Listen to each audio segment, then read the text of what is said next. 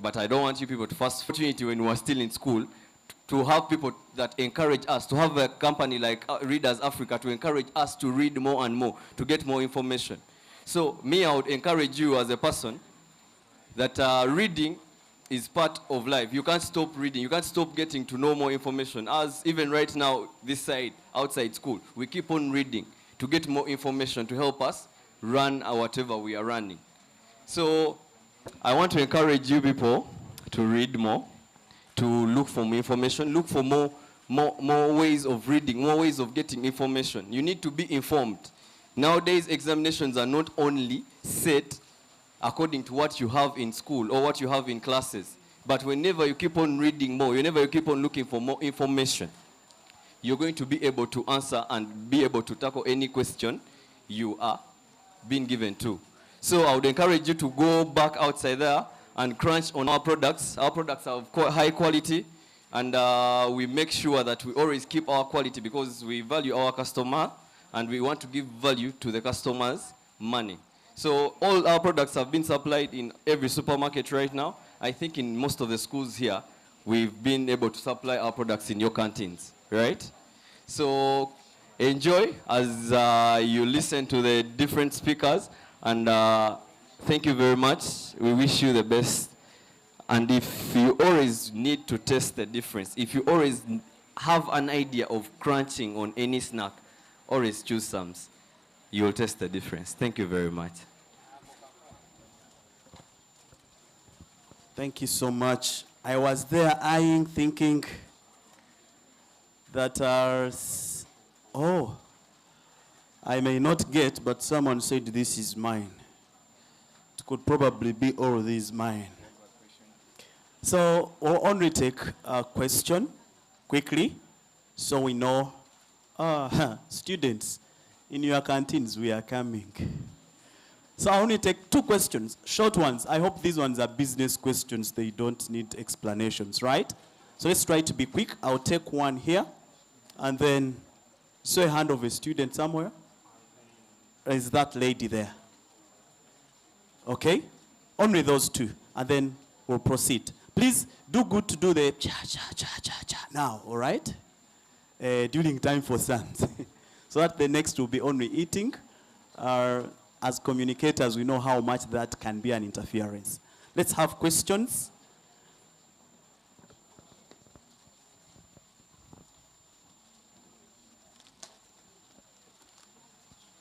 Well, thank you so much, Sams. I'm called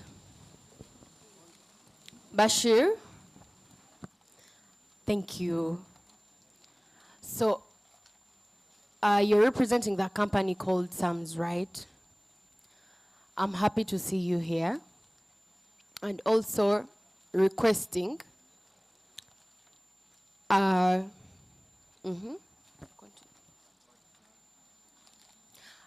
requesting that ARC to partner with Sams and requesting us all to partner with Sams so that they can improve their business and also the products that they sell. We want to see the market starting with us. So we want the marketing to start with us. We need to support Sams. But though I have an inquiry to Sams, remember these are young people, and at the same time, they go back to school. When they go to school, they also have the holiday time. So during the time when they are staying at home, can you give some employment, like casual work at Sams for like part-time jobs when they are in for holidays? Do you have some casual jobs you give to the young people in your company? Because some of us have challenges and we raise our school fees during the holidays. That's my inquiry. Thank you. Yes, thank you very much. The question was, in holidays or during holidays, do we have opportunities for students to come and work with us? Now, Sams is located in Nansana. I'd forgotten to tell you about that. We are located in Nansana, just exactly after Pastor Gembe's church. That is where we are located. We have different outlets in town. We have an outlet in Chikubo. Then we also have an outlet in Barara. We have an outlet we are constructing in Kowe. That is where we are going to shift to a new factory, a very big new factory. So that means that we have opportunities for students, especially those that have finished senior 6. You can be able to approach, to visit our offices, and you visit the right office about opportunities like that, and I'm sure they're always there. As SAMS, we are located in Nasana. We employ almost 80% of the youths in Nasana. Most of the workers that work for SAMS come from Nasana. And we also have opportunities for internship for the university students. They always come in and they do internship with SAMS. And at times when they perform very well, we retain them as our employees. So the opportunities are there.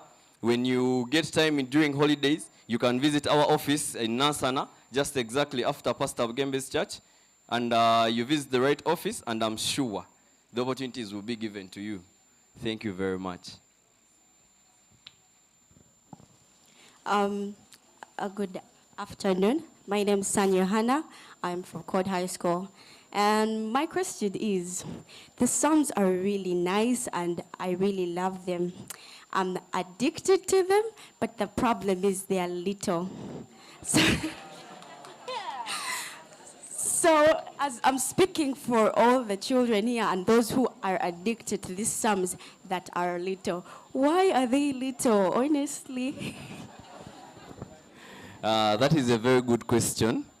And at SAMS we produce 28 SKUs products. We have 28 SKUs products. At SAMS we produce products, if it is potato crisps, we produce them in different grammages. We look at the whole population. We have people that can afford a product of 500. We have people that can afford a product of 1,000, 2,000 onwards. So we produce these products and package them in different grammages. I'm not sure whether you only consume the grammage of like 12 gram or 15 gram, but we have different grammages. There are bigger packs, and that is a way of making sure that everyone in the market is catered for. Thank you very much.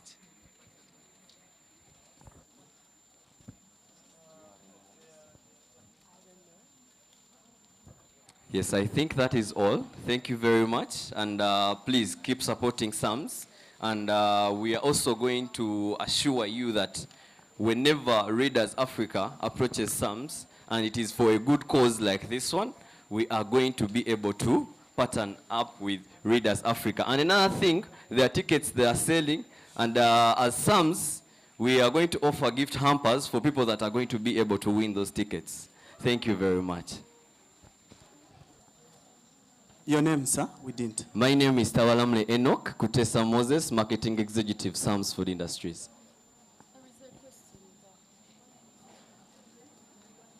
It must be precise. It must be precise. Thank you. Thank you so much. As earlier introduced, I'm Mura Kastin. My question to you is SAMS as a company inclusive? Because I'm an inclusion advocate, and I would love to see that SAMS as a company, or yes, as a company, not only employs the able-bodied people as the society claims, but it should be inclusive to all, well, regardless of their disabilities. So is it inclusive? Yes, at SAMS, when you get a chance to visit their factory, we have, should I say, all kinds of people. We employ everyone, regardless the color, regardless the race, regardless the tribe. As long as you're qualified for the opportunity that is presented to you, I'm sure because we all have, at SAMS, we have different people that work for SAMS, from different tribes, different races, and different genders. Without being strict that maybe this work is only for the gentlemen, or this one is only for the ladies. We have ladies that help in frying. We have gentlemen that help in running the machines that peel the different matoke for crisps and all that. Yes. Okay. Thank you very much. Perfect. Thank you. I knew. We have advocates here. Why she's an advocate for inclusion, I knew the point of advocacy for young people, for children, in line with Psalms. It is about the quantity. The quality is good, we appreciate, but the quantity, for sure. So Psalms, I think, will think through that and maybe increase on the quantities of the snacks. Thank you so much. Let's give more flowers to Psalms Foods Industries. We are grateful that you are partnering in this occasion. Now, ladies and gentlemen, without further ado, we are going to the next item here. I am ticking off, and it's going to be panel 2. Panel 2 will focus on the question of inclusive education, bridging the literacy gap for marginalized groups. It's a very, very critical area that we hope to see how these brilliant panelists bring this out.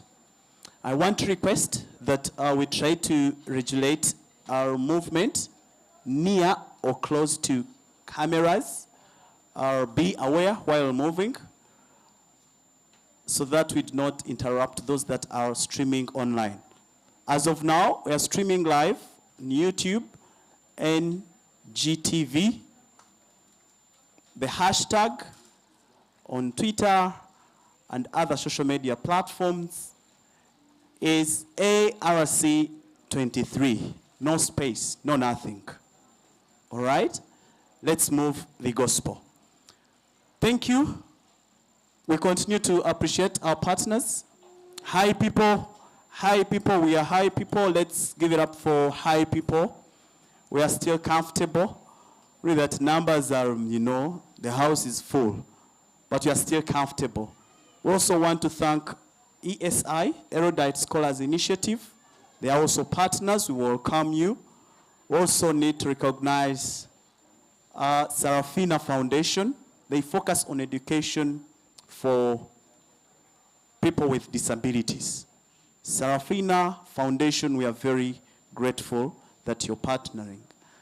And then also, we have sign language for all. Sign language for all. Every one of you could at a point come and enroll and become a student. Me, I already booked. My intake starts next holiday in December.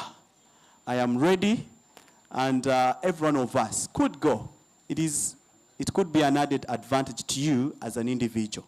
Now, ladies and gentlemen, allow me to take the opportunity to welcome the next panel that will be moderated by the man himself. He moderated a panel at ARC 2022 when we were at Makerere University last year, and this time he is moderating this. Let's put our hands together to welcome the next panelists. I'll invite Mr. Moinda Regan, who will come through and then get to the panelists. This panel will take a short time, so we'll be able to catch up with other activities. As Moinda gets ready to come through and the panelists for panel 2, allow me also recognize other schools and people that are coming through from civil society organizations. We welcome you. I saw students of Mount St. Mary's College, Namagunga. We welcome them. Please, welcome young people. Please. Yes, after psalming with psalms, should have the vibes. You're welcome, Mount St. Mary's College, Namagunga. So Regan here is going to help us invite the panelists, and the panel discussion will start. Not more than 30 minutes. Please prepare a question just in case the panelists get done. We'll take 1 or 2 questions and go to the next program. Let's welcome Moinda Regan once more with smiles and flowers. You're holding psalms, eh? Good. Regan, you're welcome.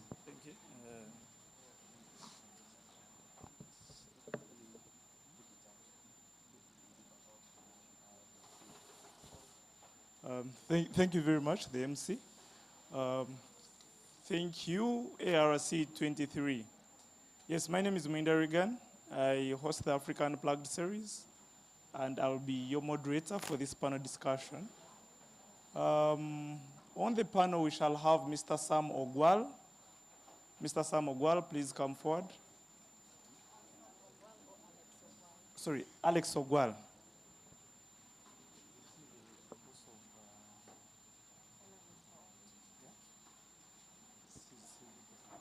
Okay, Alex Ogwal.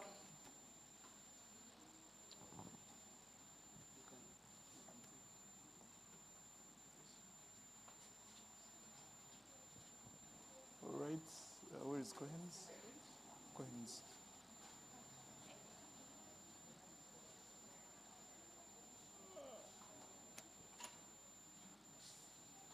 Cohen's, I want you to confirm the panelists that are available so that they can come forward.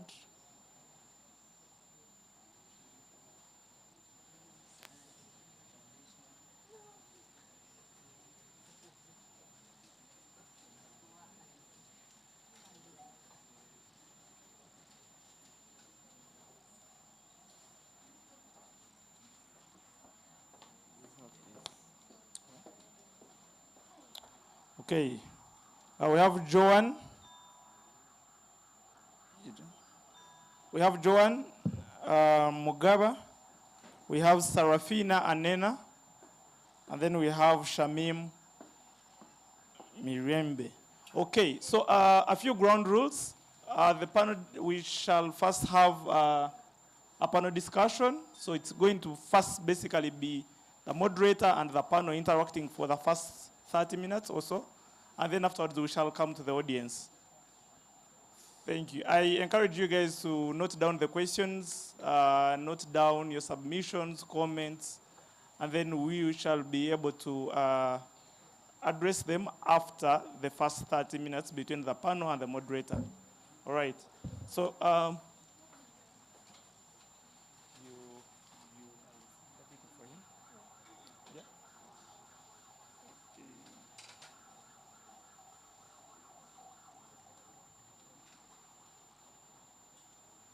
So in a world that strives for excellency and progress, one has to note the challenges that come with the marginalized groups and their access to education. This thought-provoking panel will discuss education inclusiveness, bridging the gap for marginalized groups. The panel consists of thought leaders from the education sector, but then also different stakeholders in line with literacy and education. Straight out the panel, what do you understand? I want to, what do you understand by education inclusion? We can begin with you. Hello, good morning. My name is Joan Mogaba. I'm an advocate for inclusive education. I'm also an education and career counselor at Isbat University. I also found an organization called Women's Hub Uganda, where we have a project Books in the Ghetto.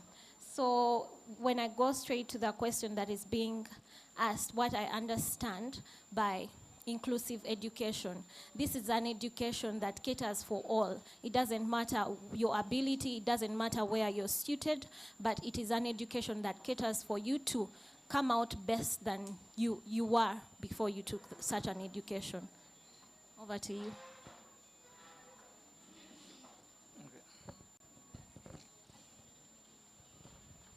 Hello everyone.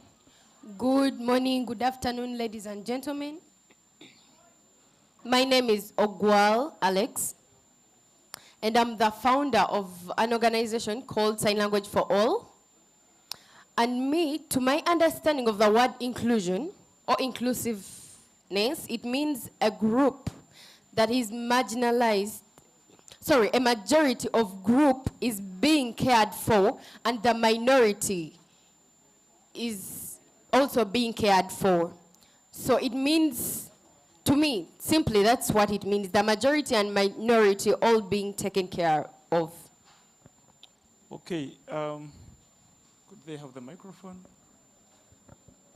As I come to you, I think the first two panelists have already provided for us the ground in terms of what inclusion is about. In your opinion, what do you think education institutions can do? Education institutions, because specifically we are speaking about young people who are in schools, as old adults who are still in the learning world. How do you think education institutions can narrow the gap or bridge the gap between them and between literacy and the marginalized groups? How can that gap be narrowed down, in your opinion?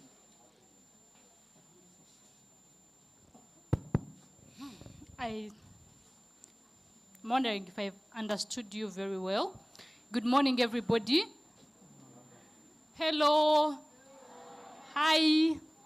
You all look absolutely amazing, and it's such an honor to be here with you. My name is Shamim Nirere. I'm the team lead at Izere Education. Izere Education, we are championing a vision of achieving quality 21st century learning outcomes for all. Briefly, what does that mean? It means today's young people like you, if you're in school, the learning outcomes you are realizing and achieving should fit the world of work today and the 21st century needs.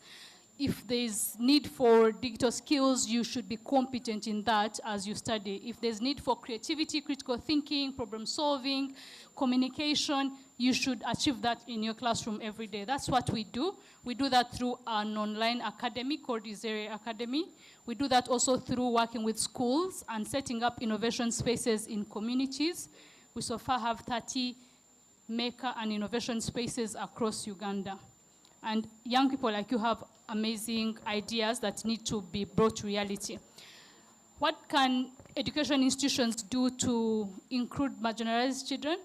How can education institutions bridge the gap between the marginalized groups in terms of access to quality education with the proponent? Okay, so I would like to look at what is already being done. Education institutions, private ones really can't do much unless they make their institutions inclusive. But what can public institutions do? Public institutions have capacity to scale their solutions down to communities where they are not.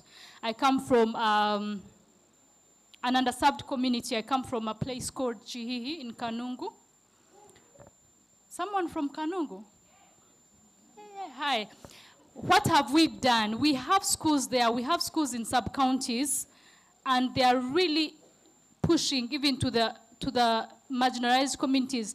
There are programs of like seed schools. Those seed schools have extended the institutions to the marginalized communities, to the deepest accessible places.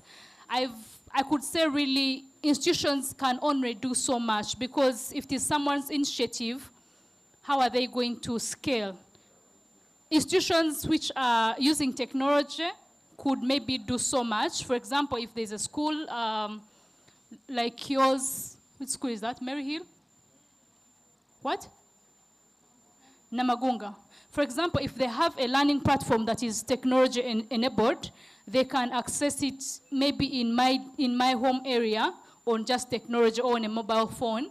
So that, for me, I would say that institutions could include and scale their solutions through technology. Otherwise, if it's a private school, they can't do so much. They can't build a school somewhere. Government is doing whatever it can do. And maybe private practitioners like Readers Africa maybe could, it might not be an institution, but could do initiatives that really reach the last mile child. Thank you. I'll pick your thoughts on the same. How do you think education institutions can improve access to quality education for the marginalized groups? Thank you, everyone. My name is Sarafina Anena. Educational institutions can put in place inclusive policies, like revising the curriculum to meet like the needs of everyone, no matter their conditions. Then also providing flexible learning pathways. For example, using online learning to cater for even those in distant places. Thank you. Thank you very much. And to come back to you, in her submission, she mentioned something to do with the stakeholders, specifically citing Readers Africa. How then do you think stakeholders like Readers Africa can play a role in bridging the gap between the marginalized groups and access to quality education? Thank you so much. This is a crucial question because Readers Africa, you're doing a lot. Agatha and the team, they're doing a lot. I see book drives. So one, have more community engagement activities where you meet with parents of the marginalized people, people with different abilities, meet with them, talk with them, like how best can stakeholders come up to give them solutions, because already our educational systems are lacking somewhere in the systemic processes. But if stakeholders like Readers Africa continue these community engagements with the caregivers, with the teachers, with the parents of these people, then they can achieve a quality education. Okay, thank you very much. And I will pick his thoughts on the same.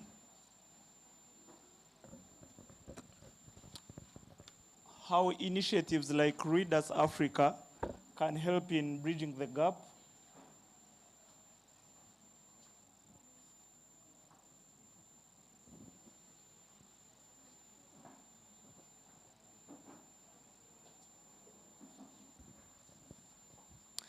Thank you so much. That is a wonderful question. I'm going to discuss specifically on the deaf people. First of all, the deaf people have one language, and that is sign language. But generally, we have a spoken language. So it means for the deaf people, need two languages. But then what happens next?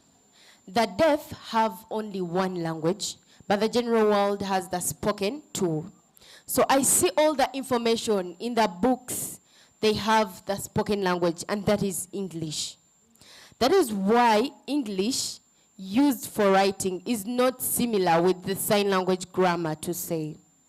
For example, now, my idea, I would advise that the different institutions try to improve and see how the deaf learning can be improved, how you can integrate the sign language grammar into the English, and these can correlate, and we integrate sign language grammar into the English. Because sign language grammar and the structure of sentences is different, but these books that are written and published have the English grammar. So it is a hindrance for the deaf people. So my idea is that we try to improve the two languages and see how we can integrate the sign language grammar into the spoken or English grammar.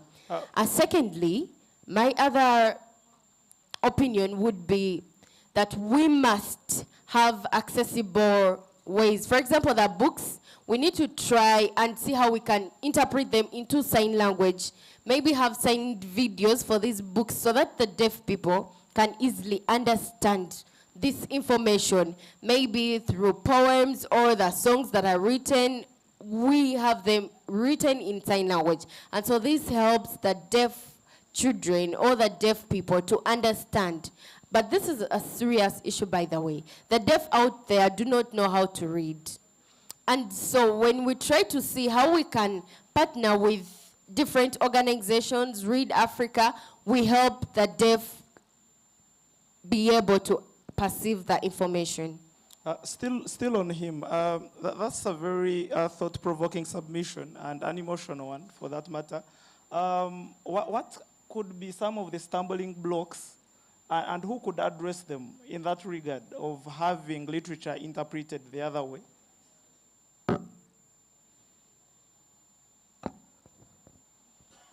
Well, I think the stumbling blocks would be the people out there. The people out there do not know sign language and communication barriers. But what I can tell you, you should remember in English, the white person say information is power. So without information, we do not understand anything. So it's best we make a decision to participate in different activities that involve the deaf people. And that is one way we can solve this, by having the whole public learn sign language, and this is simplified. Because we cannot try to solve a problem, yet the people do not understand what the problem is. First we solve what the problem is, people learn sign language, and then we have everything sorted. Thank you. It's over to her. So you highlighted in your submission a community, specifically Kanungu for that matter. And this leads us to this.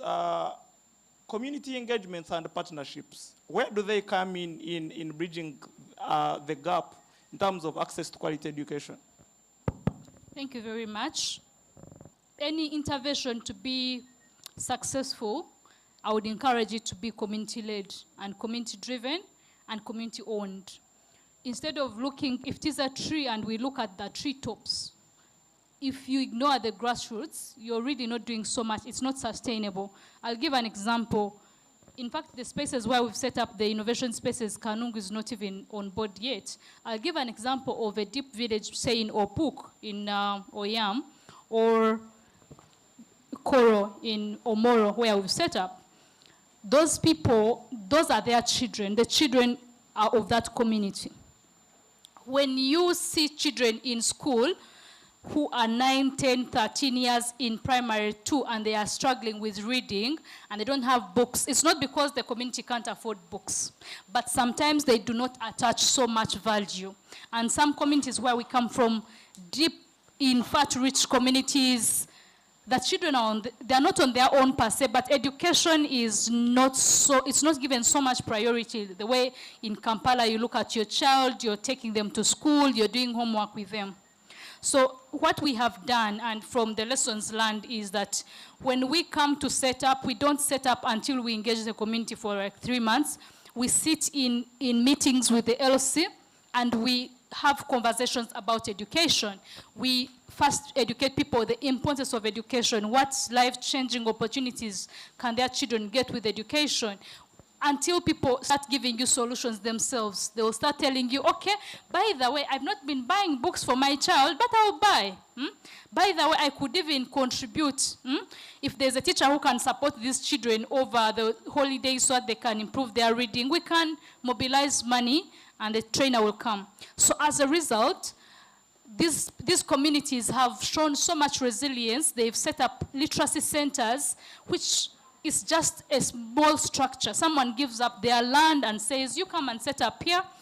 A volunteer says, I'll come and support children. So before you know it, the community is coming together. Even that parent who has not been paying support and books and all those other small things, maybe their children have torn uniform, you find that other parents are holding that parent accountable. We have seen so much change.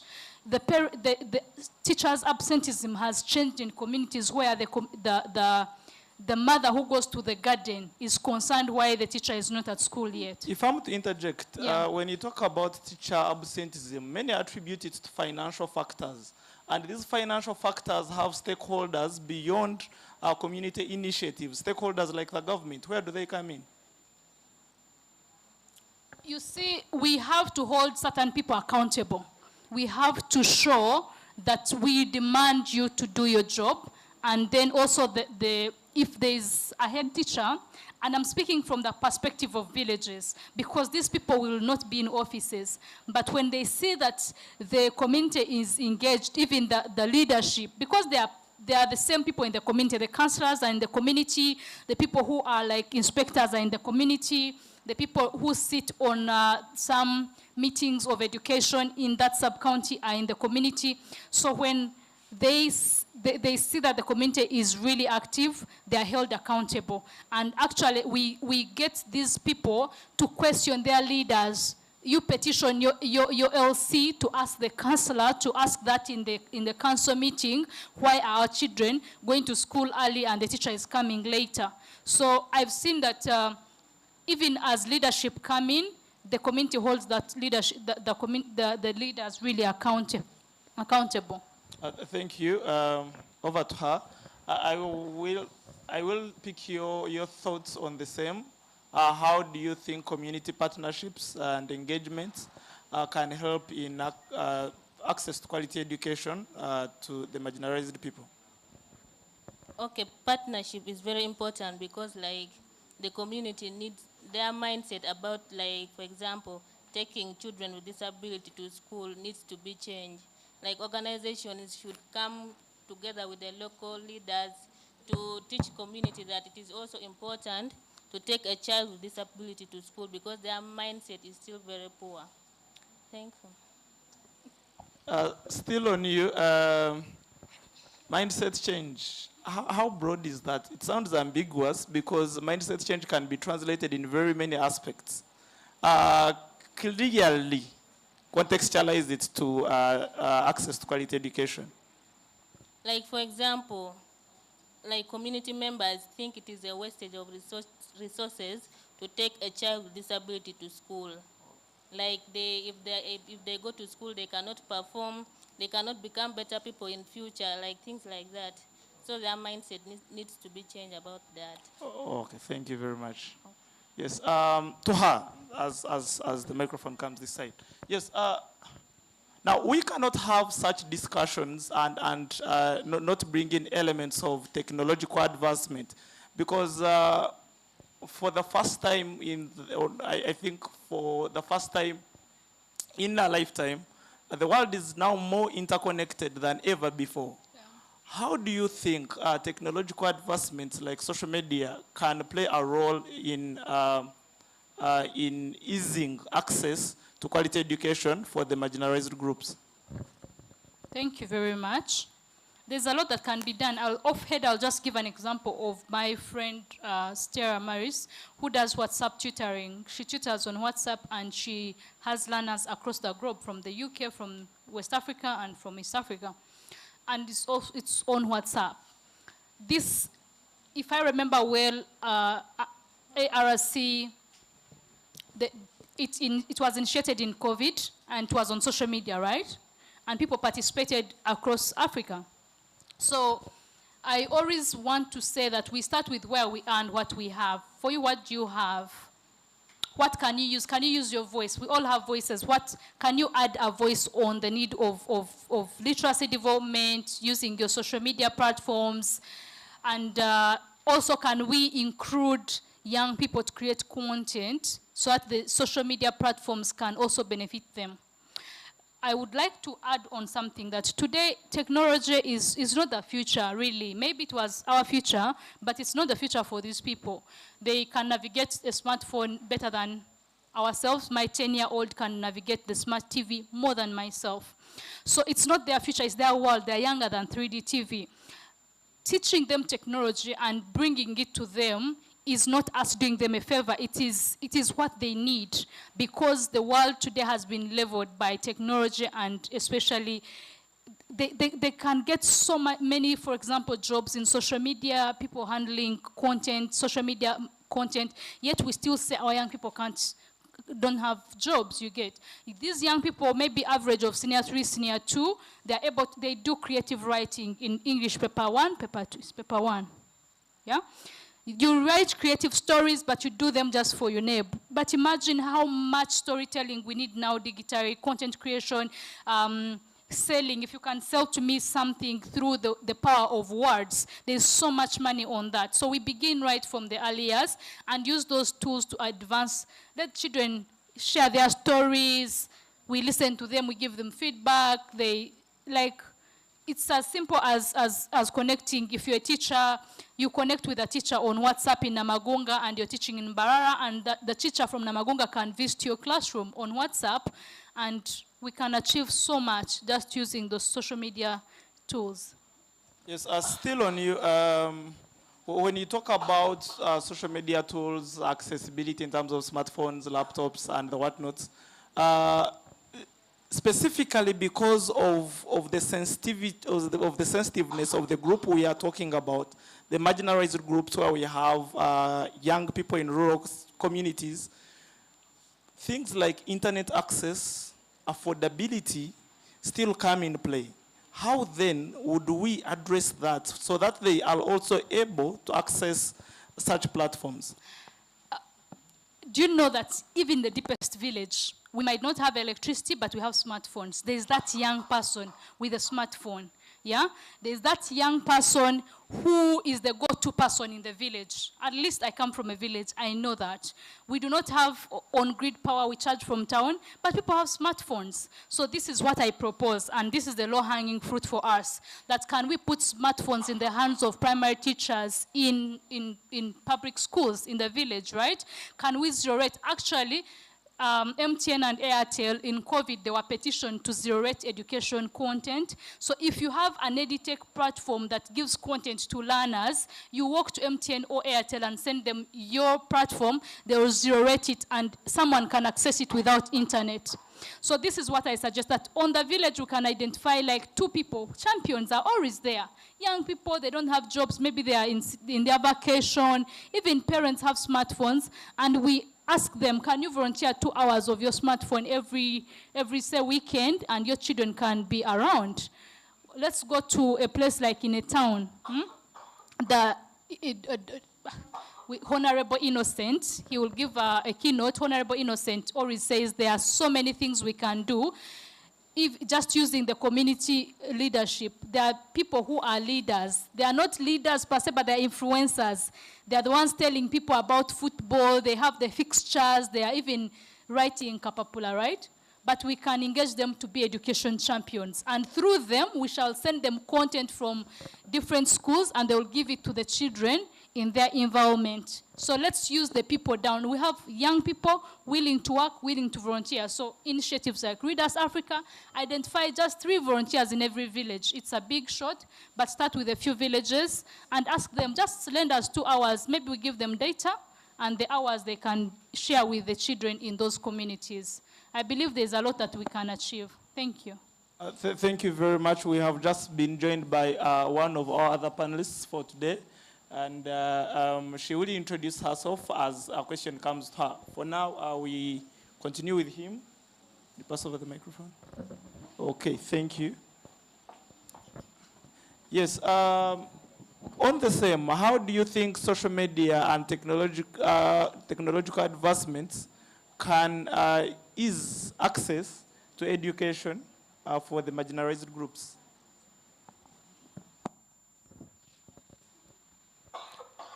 Thank you for that question. On the issue about technology and digital advancement, it's good because the world is all about technology of late. And so, in anything you do, technology must be there. And may I support it, but though there is a challenge that we have the technology there, but then the question is, are people having the literacy to use this technology?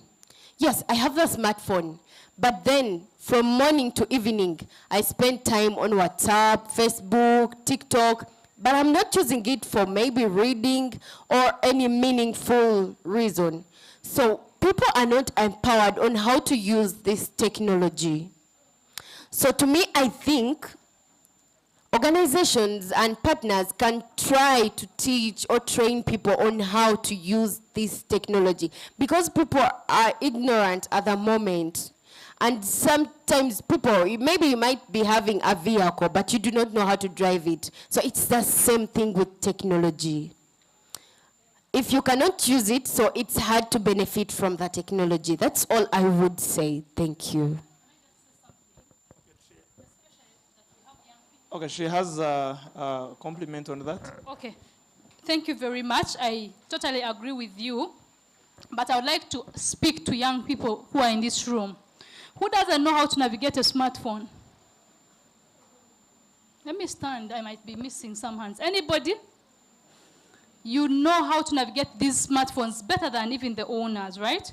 Who has a smartphone or who has access to a smartphone? Maybe in holidays, it doesn't have to be yours. It can be for someone in the family. Who has access to a smartphone? It doesn't have to be yours. It can be for your parent or your guardian or your sibling. I need your hands up. I know you all have smartphones. at least in the whole family, there's someone with a smartphone, right? Who has a TikTok account? Or maybe let me ask, who doesn't have it? Okay. Hypothetically, most of us, our young children, know how to navigate smartphones, and we are going to come to you and ask you for support. That you might be one person, but you represent a community. We are going in third-term holidays. You'll have 2 months. Can you volunteer to use the smartphone access that you have to reach out to some children, or you teach someone how to navigate their smartphone? Because young people right now have the competence we don't have. I swear my 10-year-old navigates my smartphone better than myself and her iPad. She has an iPad, I don't even have any Apple thing. So such a child, it's their future. They need to learn that there's this platform. Maybe if you have access to internet, give them a platform and let them rhyme and sing on those, like sing something on technology, right?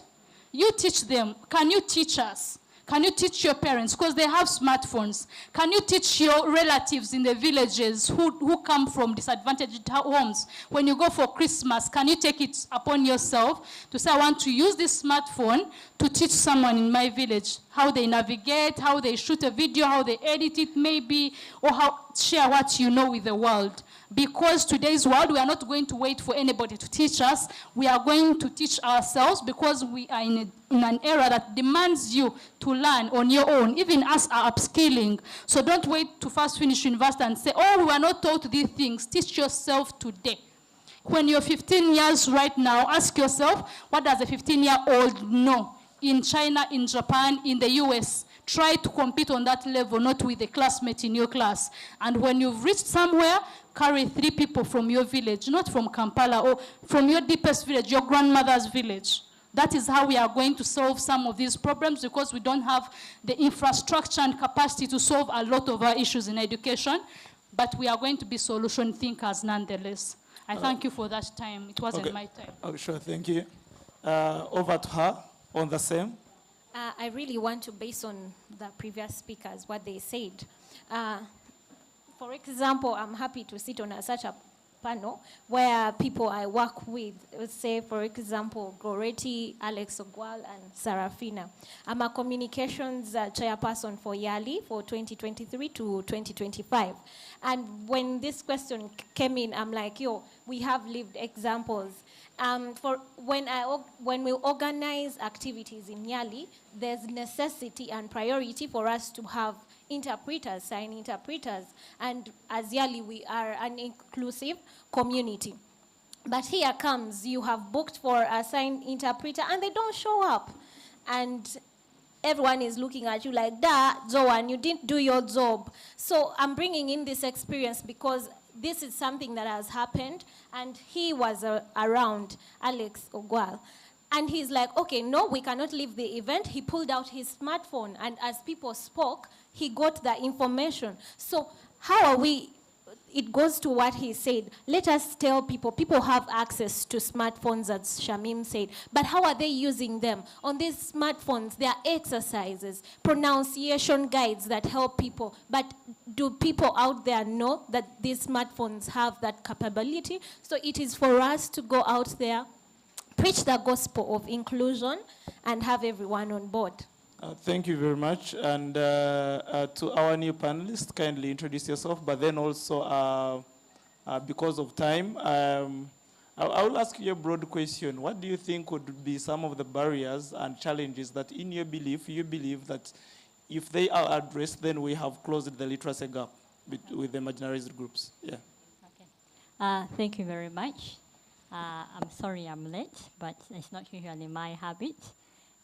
But I was held up by, we are having students doing their coursework exams, and I am in charge of accommodations for students with disabilities to ensure that they do their coursework on time and have all the reasonable accommodation like extra time and all those things. So I have been at MOB since 8, and we have been able to resolve that, and I'm happy that I'm here. So back to me. My name is Goretti Biomire Songo. I am a lecturer at Makerere University Business School in the Faculty of Computing. and Informatics, Department of Information Systems. At the same time, I'm also the director of the Disability Resource and Learning Center. I am a very, very passionate inclusion advocate. And then I also I had my organization, Biomiri Inclusive Development Foundation Limited, and I focus on inclusive education, employment and livelihoods, and health for persons with disabilities and other marginalized groups. I'm happy to be here today and to talk about this. And I have looked at the education landscape. Unfortunately, the education landscape for marginalized groups, especially for persons with disabilities, it is skewed. Number one, early childhood development is very, very important. The very first 1,000 days of a child, they do determine what that person will be. So you find that as government does not really regulate early child from 0 to 6 years, it is mainly the private institution. You will not find any government education center. So that it is left to the private. Now, it is worse for persons with disabilities because ordinarily there are few people who are going to invest in a school, nursery school that has persons with disabilities. And even then, even the schools that are available, when parents take their children there, they will tell them, parents are scared. They don't want their children to be with other children with disabilities. Then the parents start taking away their children. So you find that children with disabilities, they start school from 6 years. Because the government schools government invests in primary and secondary. So someone starts school at 6 years, whereas their peers started at 3 years. So how am I going to learn how to read and write in such a very short time? It is very hard. So we have the students with disabilities coming in, studying with others. Someone has not been in school. They are in the school from P1, and then they have to struggle learning how to read and write. We have inclusive schools. If I to interject on that point, that sounds like cultural sensitivity. Sorry? That sounds like cultural sensitivity. So how then could we narrow down that in terms of how do we now get in cultural sensitivity and awareness to address that kind of problem? Okay, I think it comes down to the individual level. And when you look at many communities, many people listen a lot to their leaders and their religious leaders. So I believe those are some of the areas whereby we can do awareness. In the churches, we are not doing disability awareness, literacy and all these things. Let us take to the churches, let us take to the kings, to the chiefs, to the traditional leaders. Those people are the ones who really influence. And unfortunately, they are outside the gap. Thank you very much. Over to her.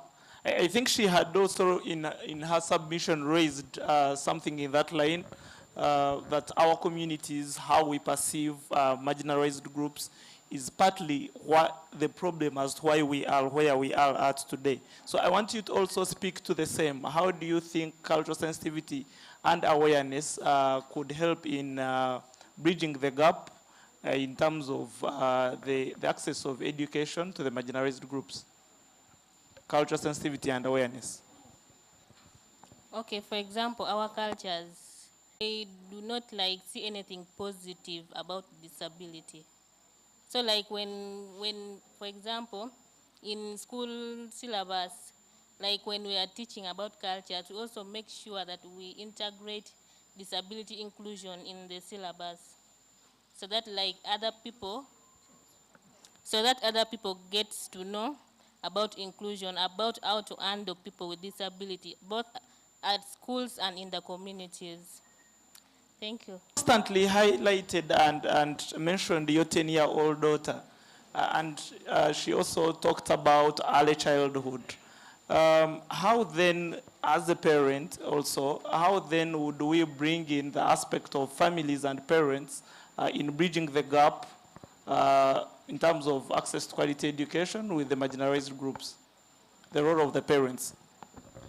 The parent in the marginalized groups or parents everywhere? Oh, parents across the board. Okay, thank you. So we are Africans, we are gifted by having extended families, yeah? We come from families, and at least we have access to send them something. There's a program that has been wildly successful called DEAR. It was adopted by government. It's also pushed mostly by Rotary and other people. It's called Drop Everything and Read, where people pick out a specific hour. I know schools which take out an hour every day where everything stops and everybody's reading. I have DEAR time at home every day for 15 minutes. We put everything down, homework is down, phones are down, and we read. And as a result, it has built the reading culture. Someone will pick a book from the library and read. We can do DEAR times in our villages. We can take books. You see how you're going for Christmas?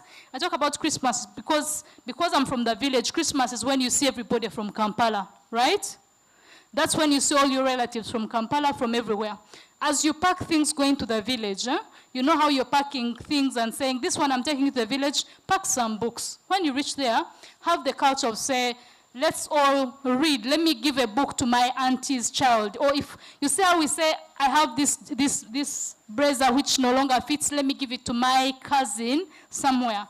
Take them books.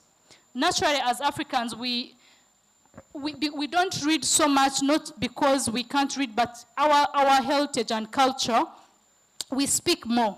We are storytellers. So there's no shame in us telling our stories. Ask those children, write your stories. If there are no books, our mothers can tell us stories, right?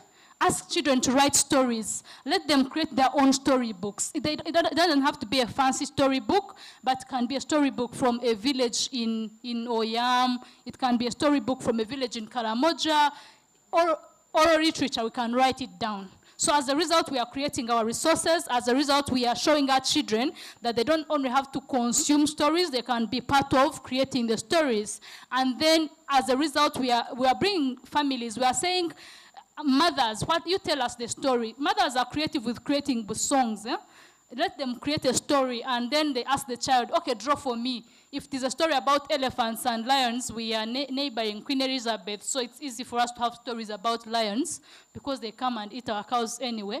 Ask your child to draw a cow, to draw a lion, to draw an elephant which attacks the neighbor's plants. As a result, we are being resourceful, and as Africans, we are resourceful. Our great-parents used to be hunters, they used to be blacksmiths who create things, right? But now, because we wait to be given and consume just, we are not creating. Family is important. As you go back this holiday, please be part of the people who initiate those leadership things of saying, let's communicate, let's tell stories, let's take a video and record our grandfather telling us this story, and you come back to your school and write those stories in a book and send it back. I think we can do that, right? Can each one of us create 3 stories and send it to their village? You're amazing. And as we conclude the panel, I want to ask him the same question.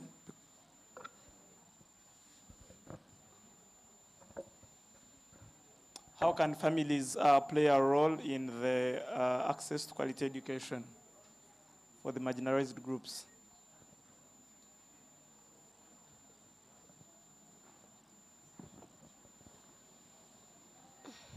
My first thought is that it's important that we people have empathy. Reason being that people need to feel how the others feel. They need to know the oppression people undergo. They need to know the suffering they undergo. Many students here understand the situation they go through. When given opportunity to present something, Sometimes you see the deaf people, maybe the deaf students are not there. Sometimes in the deaf schools, in schools, we need also deaf participants in things like these. So it is important that we have empathy. With empathy, we can realize a result. If we have maybe the ease of getting resources, yes, resources are there to support the oppressed group, but then something is missing. So thank you. That is my submission. Thank you very much. Yes. Lastly, for you, what would be your role as a thought leader? You head an initiative. She heads an initiative. Technically, everyone here heads a certain initiative. What would be your role as a thought leader in easing access to quality education for the marginalized groups? Thank you so much. My thought has always been, it starts from home. How are the parents helping the children? And even us as big brothers, big sisters, how are we accommodative of these different, of the different children? It might not, it even cuts across to how you who is not marginalized, how are you being helped from home? Yes, you have help, but are you looking out for another person who is not being helped? For example, how many of, I grew up and my reports were not, yes, they take you to school, but they will not check your report. So it is your initiative to pass. No one is, even when my mom wanted to understand my report, she could not understand because she was illiterate in English. So you as a person, what is your role? What is the pressure behind you going to school and accessing this education? And how best can you help your neighbor? That is where that is the major basis of Books in the Ghetto. Like, different people are going to school, but maybe they're not getting this push from their parents. They're just doing it for me. And because everyone is going to school, let me go to school. But you have to have a backup. And as a big sister, as a big brother, you need to keep pushing these people to attain education. Thank you very much. And lastly, for this panel, you come from a background of an educationist. That means that you have dealt with young adults, you have dealt with young people, and specifically here we have young adults and young people in the audience. Kindly trace their role in improving access to quality education for the marginalized groups. How can they from today be the better ambassadors and help bridge this gap? Okay, thank you very much. Earlier on, when you are discussing about social media, I think technology, and since phones are easily accessible, that is one of the ways and roles that we can have to make to have inclusive, accessible materials. When COVID-19 came in, and we're in lockdown, we saw the government making learning materials and distributed them at districts. But then some persons with disabilities were left behind. Persons with intellectual and development disabilities, and the persons with visual impairments. There was no braille, there was no large print. So they were literally cut off during the whole time of COVID. But then when we have technology, we have software in place, we have screen readers, we have text-to-speech, and all these technologies, they can enhance online learning. When you have your smartphone or you have your computer, we have so many free online courses, so many interactive learning materials. So you can use it. And these days we have over 50 AI, artificial intelligence. We have, I'm a PhD student, but there's AI which can get for you the journals that you need. Then there's AI where you just get the journal article and you put there and then it summarizes. So these days, technology can literally change anything, and it can. Thank you very much to the panel for the wonderful and strong insights. We shall now come to the audience and take in a few questions. Cohens or any other 5 questions. You can address your question to the panel, but then also you could address your question to a specific panelist. Cohens? Okay. There is a question here, there is a question here, and okay. So let's regulate the questions. Can we have 5? Okay. We had these 2 hands up first, and there is a hand here, but also be gender sensitive. Thank you so much. My name is Emorut Philip. I'm a student of Chambogo University, pursuing a bachelor's degree in industrial art and design with education. So I'm a teacher in making. We are looking at the way technology is moving. It is actually kind of terrible enough that it's also threatening our positions in some cases. But the panelist right here was telling us that it's easy to access phones even in the village. It's very true. But when you look at the challenge that we have, it's basically one, that even today, if I move with my phone to those hard places, I mean, talk of a place like Abim, for me to even log into Google to access something, it might take me 5 minutes, or I have to look for an anthill for me to climb and I start accessing this. So it's already a threat. So I think before we continue advocating for this, we should first liaise with the government to see how best they can strengthen these internet challenges that we are facing so that everything becomes easy. It is okay to have phones, but what are you going to do with them when you're in hard places? Thank you. Thank you very much. We shall take on questions first, and then afterwards we shall come to the panel. There was a question here. Hello once again. Yes, mine is rather a supplement. I'm called Sad Ngabo, and I'm a disability rights activist.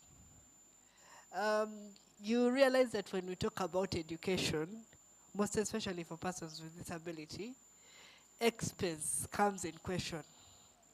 It is very expensive to educate a child with disability. And we can, as much as have all these other things, technology, and everything, but how are we going to shape policies that are able to address that extra expense that comes in when educating a child with disability? Take an example of a hearing aid. Just one hearing aid like this is over 2.5. And we know that most families or most people with disabilities come from families that are not really doing well off. You understand? So even if you take this child to school and they don't have a hearing aid, they are not able to access the braille machine, they won't be able to learn. So that means that there is already a gap that is missing. So how are we able to address that gap that is missing so that we are able to reshape education and create literacy for all? Thank you.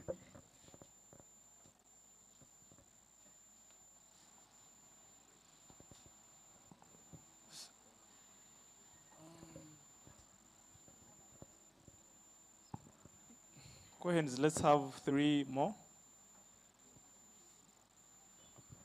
Yeah, thank you. Hi, everyone. My name is Patience Asastra from Biansunga Secondary School. Yeah, one of the panelists said that they should introduce technology in education institutions, right? Yeah, for example, the introduction of smartphones, computers, and whatsoever. Remember, teachers are going to say, do you know what? Bring smartphones in the school. And remember, in this world, we are not equal. There are some parents who can afford to buy smartphones for their children, and there are those ones who cannot afford to buy smartphones for their children. So is that truly promoting education inclusion for all, or we are neglecting some people behind? We are leaving them behind. That's all.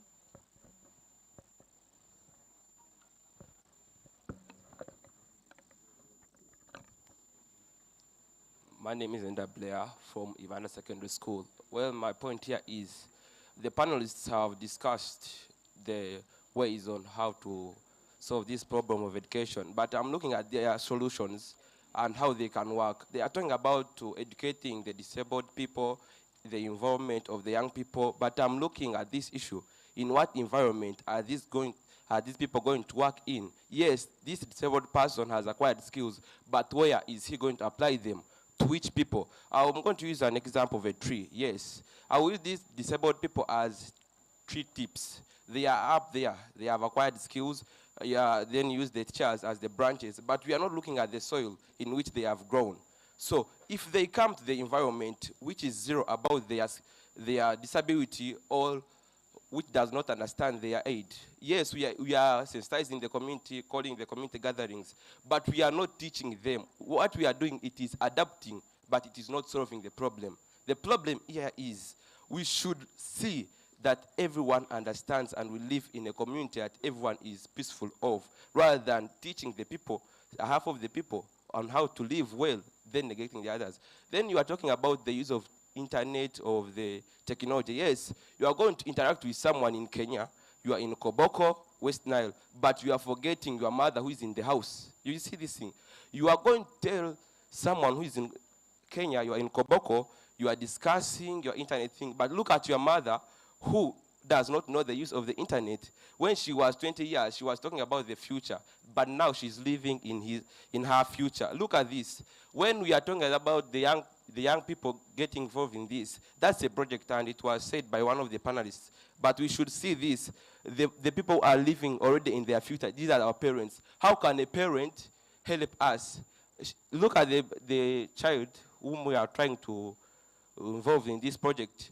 Knows the iPad, but the parent does not know the iPad. One of the panelists said the parents should tell their children to draw elephants, but not all kids in Uganda know elephants. She's going to tell her child to draw an Irish potato. Not all kids know an Irish potato. So let us also, these parents, get involved in this technology. Let us teach parents the environment they are living. Let us treat the soil rather than watering the plant. So if we care for the soil, which are the parents, I think it could be better because the soil can look after the plant, but the plant cannot look after the soil. Thank you very much. Thank you very much. Cohens, I think there is a question here because this hand was up quite early. And then the discussion is going to go on after the panel. The panelists are still here, so you'll be able to have quite a discussion with them. But for now, due to time sensitiveness, we must close off the panel. So I will take on the question. The panelists will address these questions, and we shall have more discussions after this. Cohens?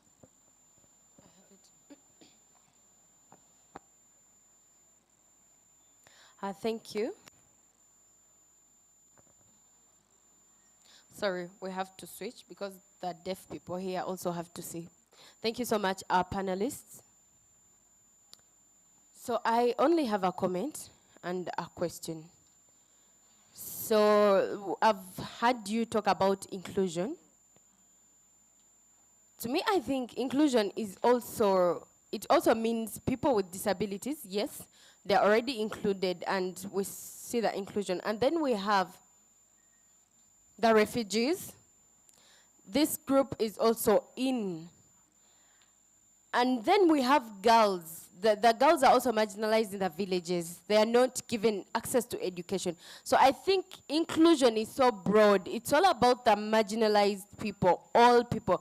We shouldn't think about the ones out. We should also think about, I might not say this, I would have said homosexuality, but the laws of Uganda do not accept. But then I have an inquiry.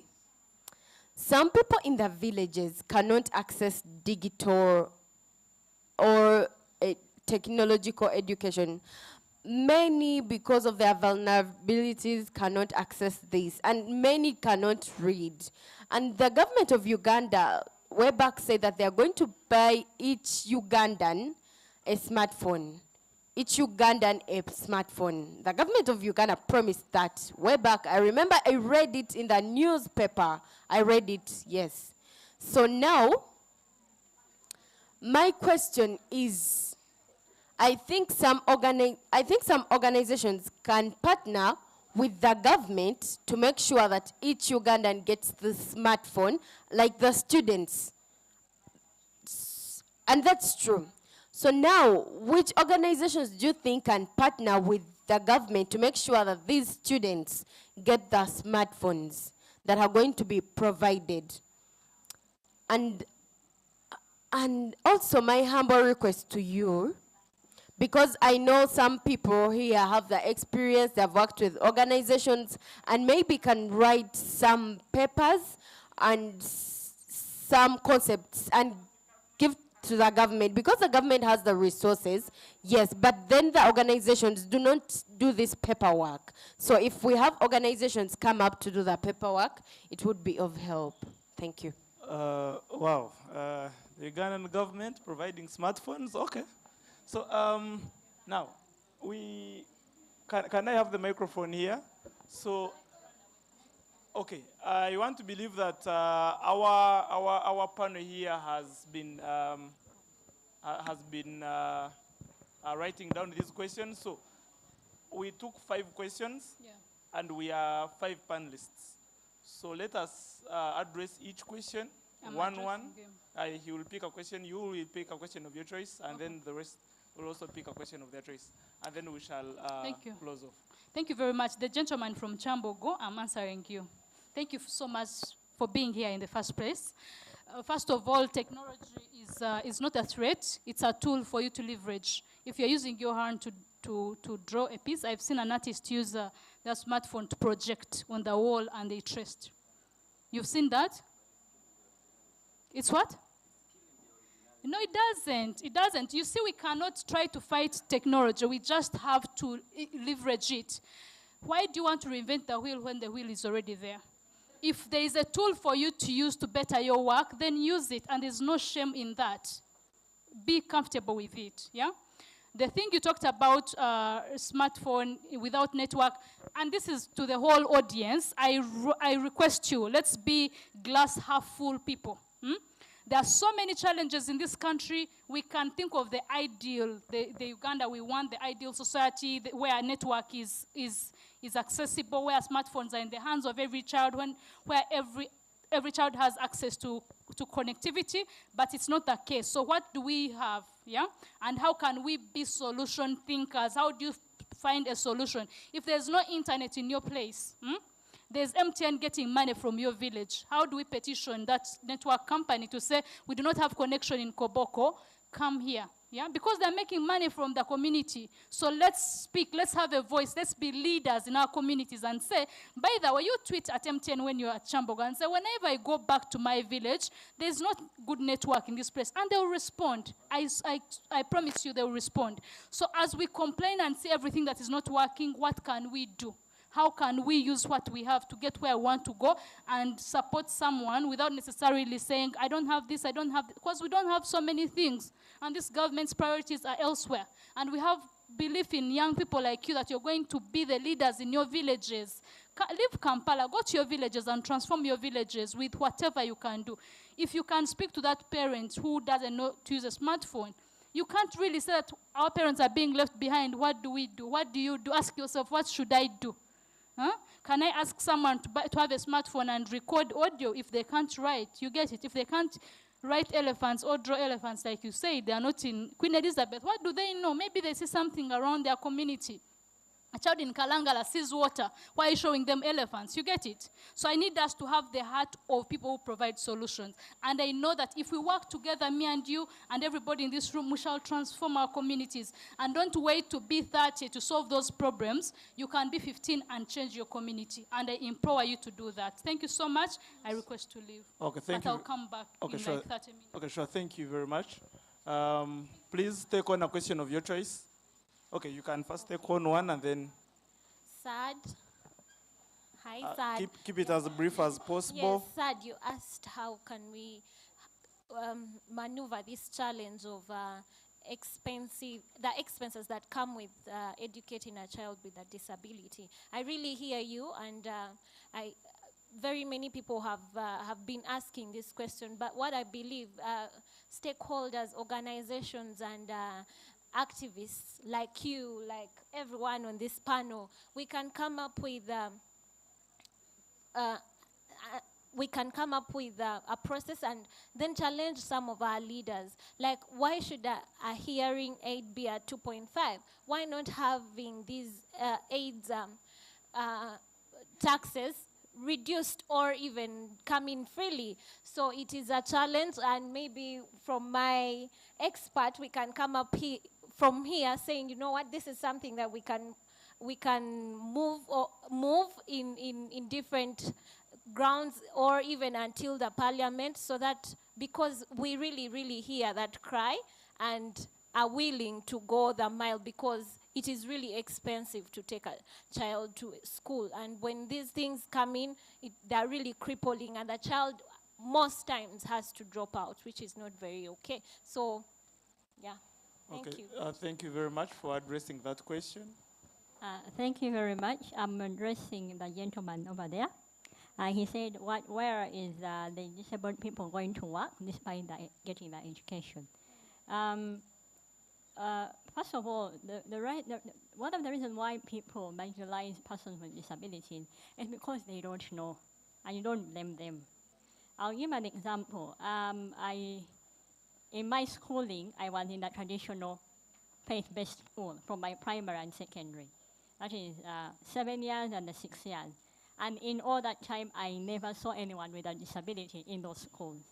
And then you look at the different organizations, we see the managers and the CEOs of those places, and those are the people who are in places. They have not interfaced with persons with disabilities. So they will not ordinarily be intentional about hiring them or anything else. So as a disability inclusion advocate and other people out there, it is up to us.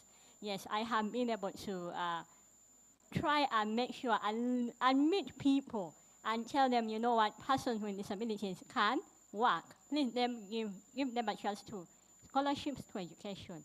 And I'm happy to say he's one of my beneficiaries.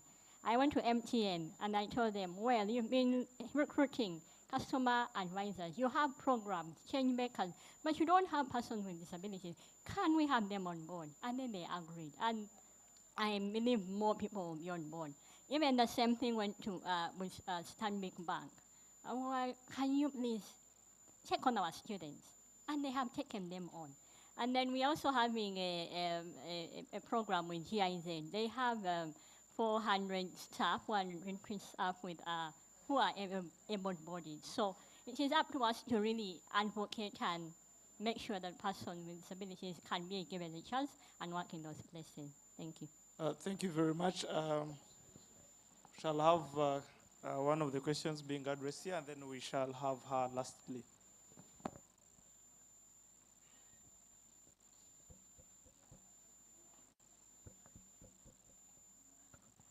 Thank you. Getting to Isaac's question. Before he was asking about how organizations can partner with the government to give out their smartphones. Yes, it's a good inquiry because the government has the responsibility to see that people acquire quality education. And also we have SDG 4. What does it say? We must have equal education, which is accessible. So the government is responsible to implement and also work with some organizations that are out there. But then what worries most? The government strategies of work, we do not understand them. Yes, I heard the government has that program.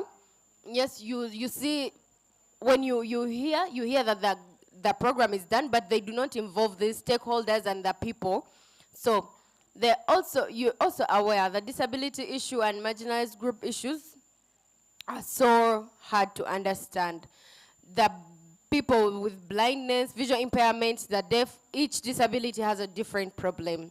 So what we can do is that the people that are here, we take it to ourselves as a responsibility to push the government so that we can have a shared responsibility. But then if you sit and say we are leaving it to the organizations, also the government is seated waiting to see and hear from you. So if you see on social media, you see people discussing about a song, like the artists Shiba and Cindy, we see this booming and taking over the social media. But this is not so important or not a nation building matter. So if we see how we can push on social media and use certain spaces, we can make the government wake up and alert the government. Thank you very much. We shall have her answer one of the, if you can help me, please. Her.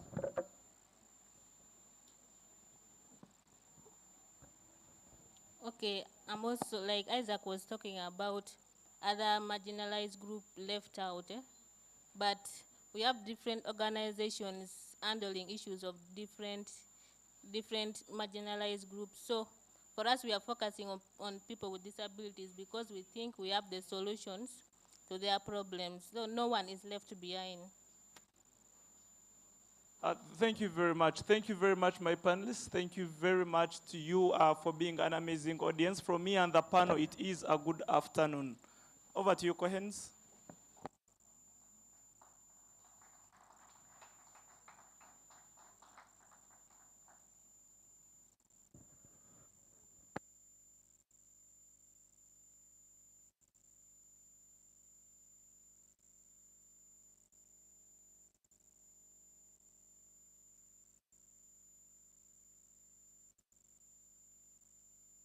Hello?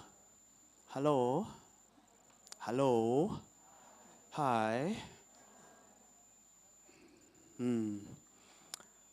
Well, great men have said, and they will still say, when nature has called, you ought to respond. I know at a point it may not be easy, but just in case you have issues and you would like to ease yourself, we have that entrance right there. You go. Use that route. On your right, turn. There are washrooms, okay? Don't feel uncomfortable, and you are there, and that won't be really good news for us. I want us to put our hands together and appreciate Regan and the panel that he has had, please. Let's appreciate them. Good. Flowers. One thing I must appreciate is the vibe that hasn't died out. At a point, me, I'm a teacher, having a lesson towards lunchtime. Sometimes when the timetable is out, I want to petition the DOS. Be like, please. And especially when you teach these things like English language. One of the worst moments is when we studied mathematics at 3 p.m. I had to run from a stream and join another, just so I could escape an F9 in mathematics. So I know this time it's lunchtime. Next on program, we are going to have a short performance, and then after that, we'll get into our lunch break. I'll later tell us how lunch will be served. But for now, let me make these key announcements and remind us that our raffle tickets are on. I am told when you delay, people will take the gifts. Sad has a ask. Yes, Sad. Yes. So, there are some of us who would love to purchase tickets, but we have mobile money. What do we do? Very good. People have their money. We've been talking about technology. We no longer move with cash. If you're also coming to me, come with more details, all right? So if you have mobile money, Wangusa, please work on that so we know who and which number, so that maybe whoever has a tickets can have that number, just in case people have money on mobile money and their bank accounts, and they can do mobile transfers, okay? So 1K is done, unfortunately. 1K and 2K are done. We have 5K now, we have 10K and 20K. I told you earlier, don't say I didn't tell you. Raffle tickets, when they get done, we shall run the draw. The more raffle tickets you buy, the more your chances of winning. That is if you have prayed before coming here. If you prayed before coming here. So please, let's continue to buy. Remember, you are not doing it just for the sake. You're doing it not for the gift, but you're doing it to support the 5,000 book project that we want to do and distribute these books to community libraries. So while we talk, we also try to walk the talk. Isn't that good? Isn't that good? Isn't it wonderful? It is perfect. Great. So we're going to have, we also have t-shirts at 20K, Rua t-shirts. You can buy that souvenir and it will be good for remembrance, but also to look legit, all right? It's good. When you're moving on a weekend and you're like, okay, I'm tired of office wear, ties, and the rest of the things. So we also have our t-shirts that go for 20K. Now, next, I want these people to get ready. And in the next few minutes, we shall have the lunch order shared. And this is how we shall serve lunch. Performers, let me have JB get ready. JB get ready. John Baptist, get ready.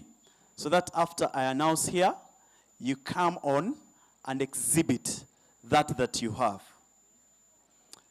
Next to perform will be Code High School, prepare. And after that, we'll go for lunch. Let me now say this. Hashim, someone asked, okay, she's handling. Now, this is how we'll serve lunch. We'll begin with students, all right? For them, they eat time, they don't eat food. Students eat time. When their time for eating comes, they switch off. But also where I grew up from, I know my grandmother would make sure every young and little child serves, and then the old, even if you don't get, you would eat leftovers if you are lucky. If you are not lucky, you'll go and demonstrate in the neighbor's shamba of pawpaws and jackfruits. But that is not going to happen. We pray that the resources we have will be able to cater for all of us here. So we'll begin with students, and then our international guests, and then panelists. We'll have other participants, and then we will have volunteers, and then lastly, the organizing team. I am not making a terrible announcement, but the organizing team, you may belong to the other category if things don't go well. Okay, JB, get ready. Are you ready, JB? Not ready. JB is not ready. But as he gets ready to come over and showcase what he has, we have these things still remaining. Number one, we're still waiting for one more guest speaker. Yes. And once they have stepped here, yes, there are two. We'll have the last panel, which will happen immediately after lunch. Some of our panelists are already here. And whoever is not yet here, they should be on their way. That will be the last one. After that panel, we'll have a duet performance from Jerome and Gracious. I have seen Jerome. I was a little bit doubting, but Jerome is here. If you were here in 2022, no, at Makere in 2022, he did us great. He's a man who he's a guitarist, but also a spoken word poet. He accompanies words with melody. We'll get to enjoy from that. After that, we'll have the Readers Africa story by the team leader at Readers Africa. And then we'll have our chief guest speak, and we do the awards ceremony. Lastly, we'll do a tour around exhibitions, have photo moments, networking, and departure will be at leisure. Okay?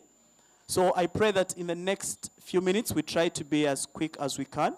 Whoever is giving out coupons, I am told they are giving out coupons. When it comes, please don't lose it. Don't lose it. It's your ndangamuntu. It is ndangamuntu. Yes? Ndanga what? What do you call it? Ndagamuntu. It shows, Ndagamuntu. Oh. I thought it's like announcing. Yet in actual sense it is showing. All right? Great. Oh, let's give flowers to Sad. Haven't you finished?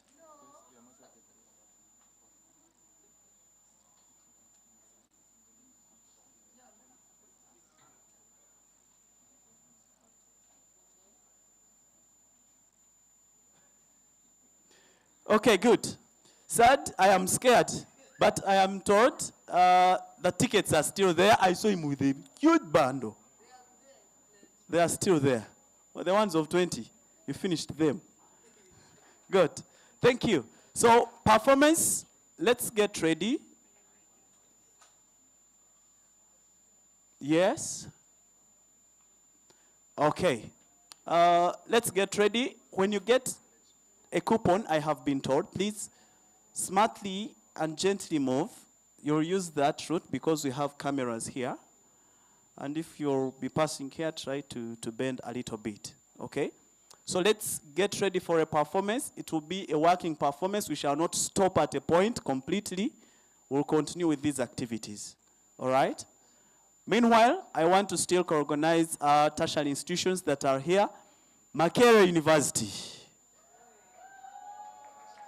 Makerere University. That's not it. Makerere University. Zoe. Oye. Okay, Chambogo University. Lira University. Lira? We have alumni. We also have people from Islamic University. Islamic University. Yes.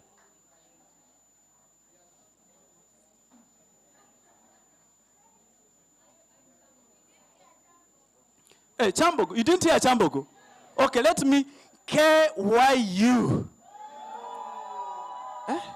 The rower, Makerere, Makerere, they are beating you. I like the rower.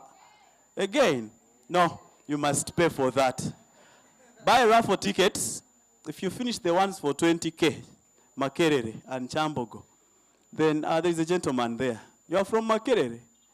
Make sure Makerere finishes them, then I'll give you another time of a shout out. And other tertiary institutions that are here, please, we will come and appreciate your coming. Okay, now let's get ready for lunch. And when you get that coupon, don't lose it until you have been told to do so.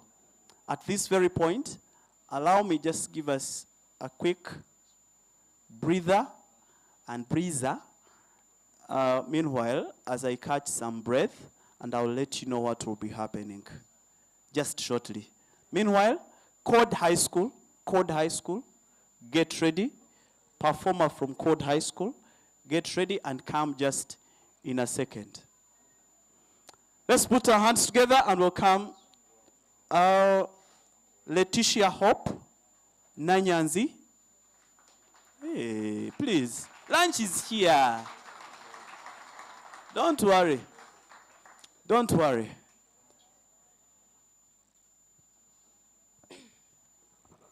Hello, everyone. My name is Letitia Hope from Code High School.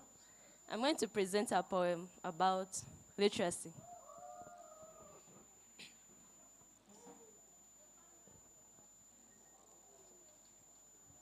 I hate school, but love education. Trust me, call me illiterate because I truly am. I've never seen more than the education of stories and songs, but trust me, I wouldn't wish to suffer the chaotic drama school holds. I'm only 17, more of just a teen, but the little I have seen proves that school isn't a place for me. Growing up, my mother always says education is the key to my long-locked future, but as a child, I have my questions. I have my doubts. I ask myself, why, how, when? When will I ever apply Newton's third law or Pascal's principle in the courts of law? When will I ever apply how deep Lake Victoria is in a hospital? I ask myself these questions. I have my doubts. I have my questions on this they call school. These buildings they build, majestic as they say, as if a competition of whose will touch the sky first. Is it a learning institution or a shopping mall? Talk about stairs around each and every corner. Where does that leave me as a disabled student?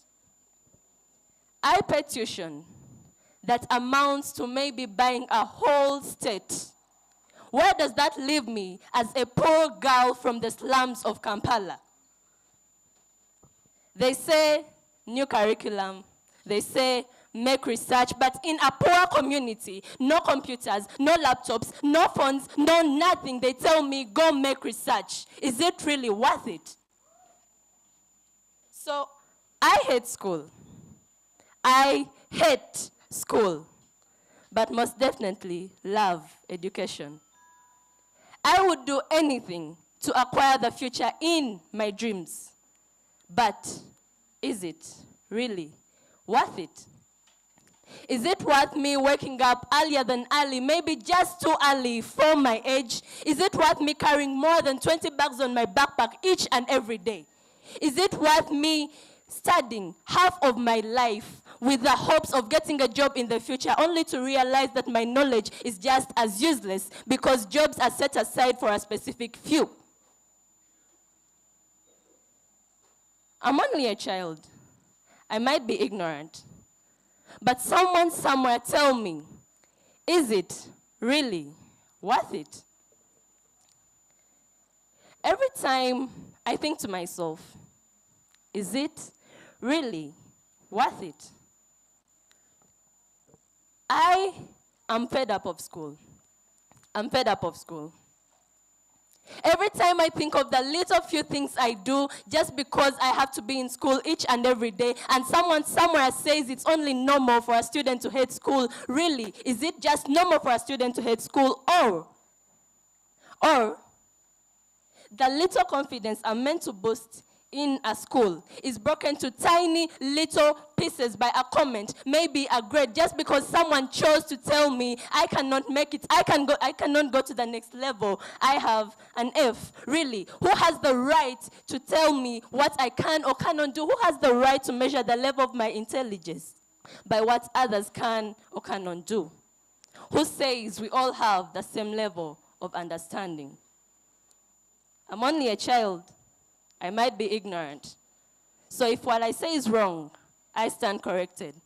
But to anyone concerned, is it really worth it?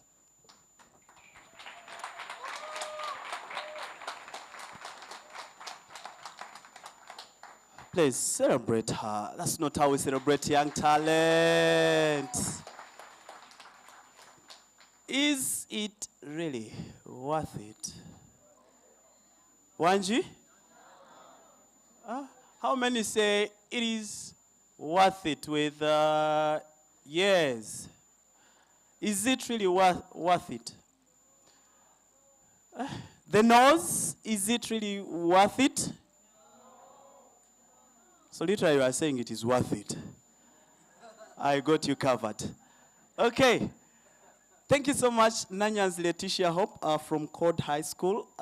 Letitia is also one of the brilliant, young, growing, creative writers, but also poets.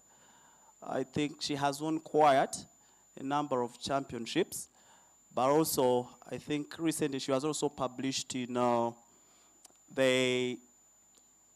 one of the Africa's online magazine, the Poetic Africa, which is a quarterly magazine written by our Writers Space Africa. So to such brilliant minds that we have, we saw students from Lubonji with a very animating performance here. It's that is their space. Before we can fight for what we can't access, this is our space. And seeing them should be our joy. Please, to the parents who are here, to the teachers, we don't forget what role you play in mentoring and supporting these young people. Great. Now, hi people. Everyone say hi people. Hi people. Now, hi people has done this. Listen, if you are a lady, oh, young girls, put your hands up. And when I say hi people for you, should even say it with stereo. Is it stereo or what? Auto, you can also concoct some bass. So hi people has offered, it's an offer, that they have bought 40 FinTech girls. Juice. You're not spending. 40 FinTech girls. An offer from HiPipo. And the ladies are still looking at me. It's okay. The cameras are seeing who is clapping. If they don't pick you, don't say, they saw my skin complexion. No. Thank you so much, HiPipo. But also, we have very sweet, delicious, and nutritious juice. Organic. Very organic. Okay? Don't get scared. It's not imported. Produced by the FinTech department here, and it goes for 2K and 3K. 2K and 3K. You have your throat cleared, and you can go and write exams and do your work without struggling. I am told if you buy like strawberries or cocktail, it stays in the body for the next 2 years. That means you'll still buy some other ARC 2020, 2020, 5 or 6. Yes, that's HiPipo for us. Thank you so much. And the girls, I think they know themselves, or me, I don't know. But the FinTech girls, 40 of them have that offer. Raffle tickets on. Wangusa is working on the coupons. Yes, they are moving.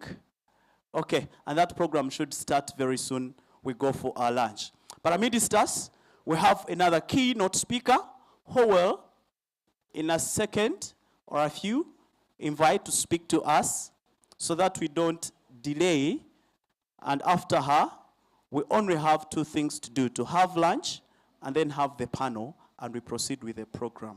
So Miss Faith Myra, who is the chairperson, Yale Alumni Chapter of Uganda, will be speaking to us shortly. I have a challenge, and this challenge goes for money. This challenge goes for money. This is the statement, and it needs an answer. Please don't forget to remember. Please don't forget to remember. Please don't forget to remember. What does this statement, in actual sense, mean? I want you to use one word. Either forget or remember. What am I literally meaning? 10K up for grab. Even you are a student. Hey, he's a student. Okay. Please don't forget to remember. Old people, please. Let's first. Today is 30th. Your salary may be coming through.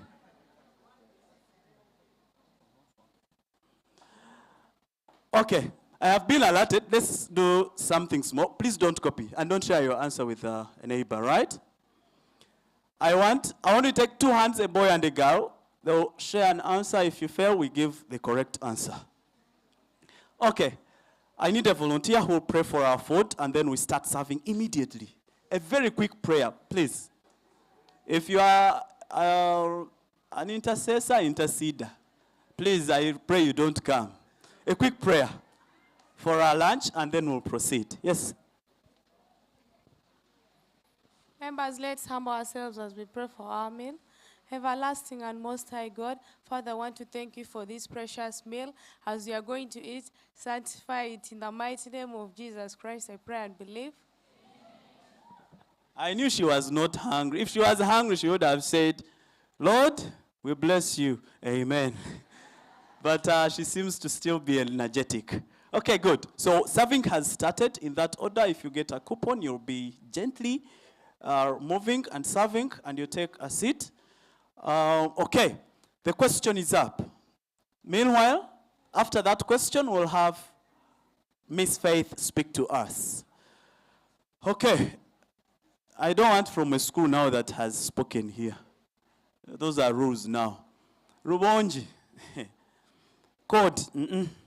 First rest. Hey, let them first rest a bit. There is a hand here. Which school is that? Bulyansungwe SS. Oh, let's welcome Bulyansungwe SS. Do you know where they come from? A new district far in the west called Chitagwenda district. It's a baby district. Thank you so much for representing Chitagwenda. It was part of Kamwenge district, right? You know, some of you, you know maps of Switzerland and the rest, but you don't know the map of Uganda. They are next to Lake George, somewhere in the arms of Lake George. And we are happy their teacher is here. Thank you so much, sir, for supporting these young talents. So a lady is here. Please don't. You have started. You repeat what I said and tell us whether it is forget or remember.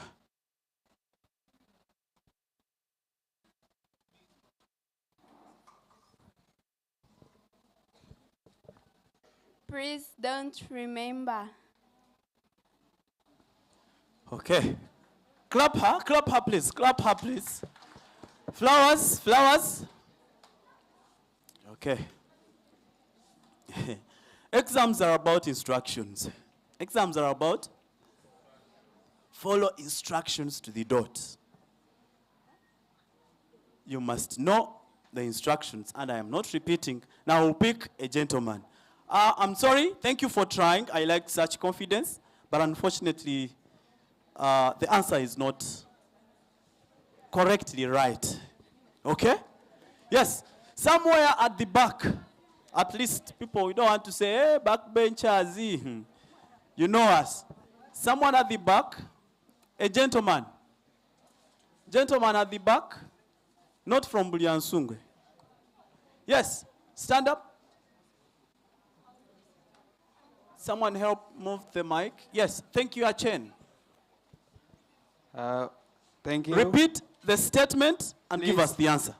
Please don't forget to remember means that recall what you have been told. Me, I'm not judging the good thing. I am not judging. Correct or wrong? It means remember in simple terms.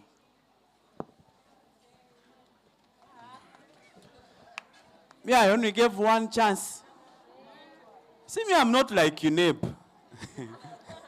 I'm too lenient. Now that two people have failed, what else? Of course, there are only two alternatives. Another chance. Now to the adults. No. University students, if you passed GP and logic. Okay, let me still give a chance. Adult? No, let's first give these kids. Someone from Smaya. Yes, we haven't heard from Smaya. It's Smaya girls, right? Yes, the mic is there. Hello. Please repeat the statement and give us the answer. Hello. The answer is? Excuse me. No. Me as an invigilator, when I see you craning and whispering. The answer is, remember, not forget. Still about instructions. Unfortunately, thank you for trying. I like your confidence, but unfortunately, you get it wrong. It seems nobody... Let's go there. That corner, right? That corner. Yes. Memory. Now, you will know that if you want to remember, you need to first trust your head, not the memory card and flash disks. See the impact of technology? Someone cross the mic to her. Say the statement and tell me whether it is either remember or forget? When you do all the calculations, I don't mind whichever formulas you use. Hi, guys. Please don't forget to remember. It means the answer is remember. Correct or wrong? Huh? Do we have a chalkboard here? Are you sure working? Okay, let's celebrate her. Let's celebrate her. Let's celebrate her. Please. 10K up for grab. Your name? Shanta Karita. Oh, Shanita? Shanta Karita. Karita. Yes. Shanita Karita. That name is poetic. That name sounds poetic. Which school? Trinity High School. Trinity High School. Where is it found? Kawempe Rugova. Oh, Kawempe Lugoba. People in Kawempe, our online viewers. People in Kawempe and Lugoba. Lugoba? Lugoa? Lugoba. Lugoba. Yeah, our girl here is doing us great. She's making us proud. Thank you so much. And I don't have a PA, but see, ask for a lady called Pinky there. Should get your 10K. Let's celebrate her. Let's celebrate her. You were there forgetting to remember and remembering to forget, yet I told you, please don't forget to remember. It requires some bit of logic and calculations. If you asked her, she would tell you. Yes. Okay, we are serving lunch. Meanwhile, I need someone to blow us away as we warm the stage for Faith to come through and speak to us. Oh, yeah. Oh, yes, good. Anyone? Me? Warming the stage? Someone wants to warm the stage. Okay, yeah. Fontaine publishers are here, excelling to educate. Think like it's the only, like I used to know Fontaine was the only kind of publisher we have. When I was still young in primary, those short stories I used to read, how many of us read Gulu Gulu Goes to School? Did you read? The Great Temptation? Where is the baby? How many of us? You have not read Where is the Baby? You are not a reader. Go back home and look for that. Do we have any copies around? Please, if you have stories for young people, we need to go back and start from that. Okay? So, the lady from Fontaine is going to warm, but for now, I want to invite that young man. Quickly, quickly. Are you quick? I'm quick. The young man holding the mic. I hope you are going to warm the stage. Make sure the way you warm, people who have food don't get too excited and splash the food. Jesus. That excitement may also come through. So after him, we'll have Faith, who is our guest speaker, to come through. And then that should be paving way for the next. Meanwhile, as you have lunch, feel free to drop by any of the desks here. We have beautiful things. You can buy a bracelet, a bangle, you can buy a book, you can buy, I see pots. Very creative and beautiful stuff. Okay? Is the young man here? I'm giving you at most 30 seconds. Make sure you warm us, all right? Don't hit us, just warm us. Thank you so much. Hello, everyone. How are we? Are we fine? Hello? You know, I believe in what we call Gen Z. Do you all know what we call Gen Z? Hey, be serious. Anyway, I'm by name Asasira Blessed Moses. Asasira Blessed Moses. And Rain the Poet. Yeah, I do poetry and speech. All in all, if you don't know what we call Gen Z, or Generation Z. We are the Generation Z. We should all know that.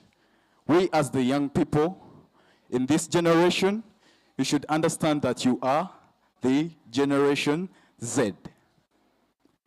Yeah. All in all, I'm going to bless you with only one poem. But in this case, it's not all about this, but it is about me. Yeah?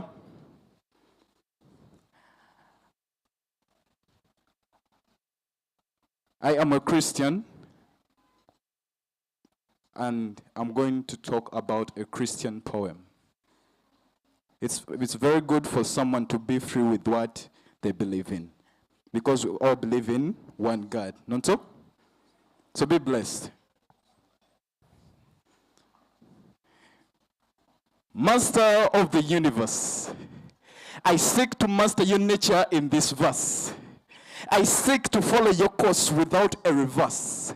I seek to serve. Become as intimate as an intercourse, since it is just us. Before the virus infect the entire world, I want to show the planet that we were already planted as planned at first. Even as dark as the moon, we can't separate the sun from his moon, because his moon was meant to shine. Astronomy wouldn't be enough to explain his creativity, because even if we study the stars, they lead us back to him. I would ask the wise men, but I see the face of a wise God, in whom is a gallery of galaxy. He is MC Galaxy, the galactic master of your destiny. Because just know, my brother, my sister, you have a brighter future.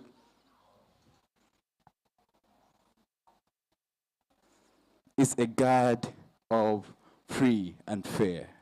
He holds your destiny. The one who does not walk on water without an anchor. The one who used the sick without the help of the valley. The one who does not turn water into wine, and yet he turned water into wine, if you read the Bible.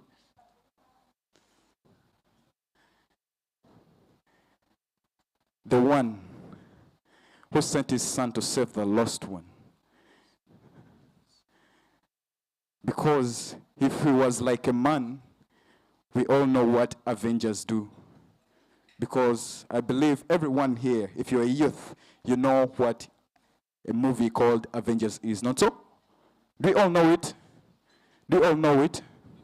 So now, the one who did not send the Avengers to save the world, but he sent his son to save the lost one, he would have transformed like Hulk, become the invisible God with the strength of invisibility. He would shapeshift like a shapeshifter, delete man from eternity. He would marvel the world with wonder, but he chose to die for love. He would be Superman without a kryptonite. As I said, is a God of free and fair. And that's not just because of what we wear. Tight jeans, skinny jeans. Hey, bro, I love your shoe. I wish the camera was here. We'd have seen this shoe. Bro, it's late. But anyway, he's a God of free and fair. And he does not judge us because of what we wear. Tight jeans, skinny jeans. But the presence of his genes into your brain, because I do believe that here we have big brains and bigger dreams. So it's your time to dream and to dream big. Thank you. Oh. Someone roar say, oh. Hey, young man, come back. Quickly. What did he just do? I saw one of the celebrated advocates for arts, Jose. Where is Jose? Saw Jose's face here. You should be getting some signings. What was the title of your piece? Genesis. For Gen Z. Okay. Let's celebrate Moses. Let's celebrate him. Let's celebrate. If you don't know how to celebrate, it will be hard to get. It will be hard to get. Whatever you get, you ought to celebrate. Thank you so much, Moses, for blessing us. Now, we are not going to shift sharks, because I'm not a shark shifter. I am going to take this opportunity to welcome the amazing lady who is going to be our guest speaker too. And she is the chairperson, Yali alumni. Do we have Yali alumni here? Or some of you are still in the process? Are we there? If you're there, put your hand up. You're part of Yali, you are an alumnus of Yali. Oh, she will tell us maybe what Yali is. Yali is not like Sam's. They don't give snacks. They don't give snacks.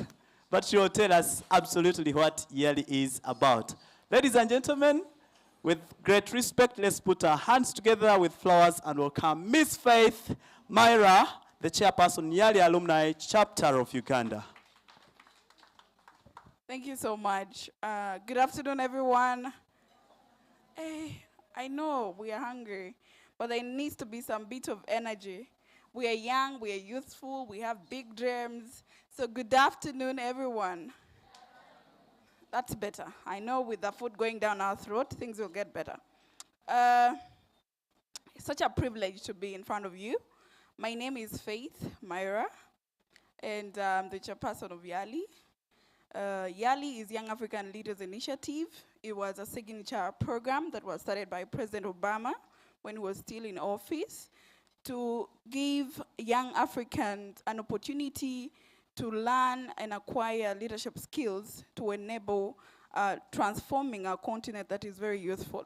I think all of you can agree that Africa and Uganda in particular is one of the most youngest populations that we have, right?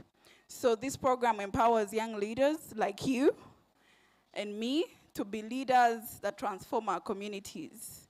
And for you who want to learn more about this project, please Google Yali Leadership Center, you Google Mandela Washington Fellowship, there's Yali Network where you can access online courses and still become a Yali Network member.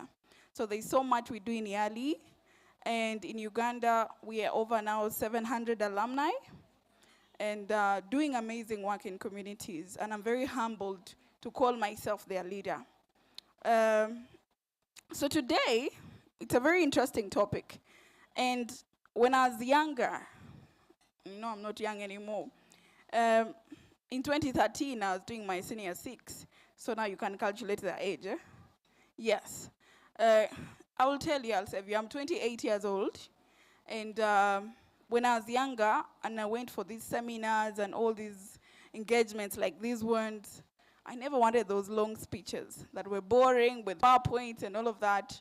So I'm going to make sure I'm not one of those boring speakers to you, but make sure that we're doing something that is fun. So my speech today is going to be centered around the topic, becoming a solution-oriented generation. Someone say that again.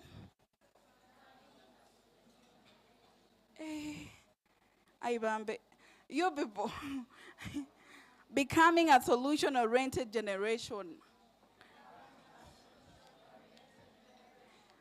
We acknowledge there is a lot of issues that we are facing as adolescents, as young people, as youth, as we transition from one stage of life to the next.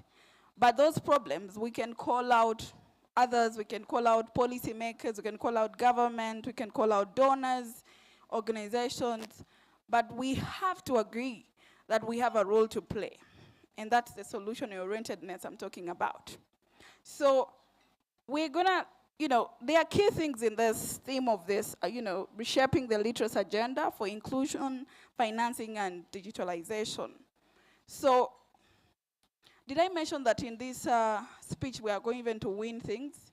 I am ready to buy 2 people t-shirts by the end of this, the t-shirts of the ARC, the RUAC Africa, the conference.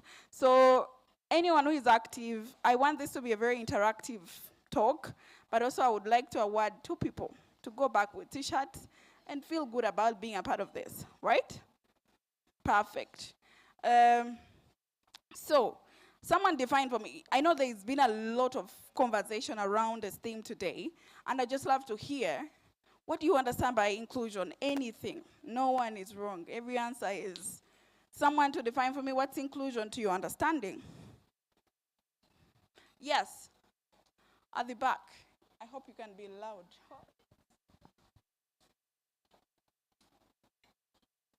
Please.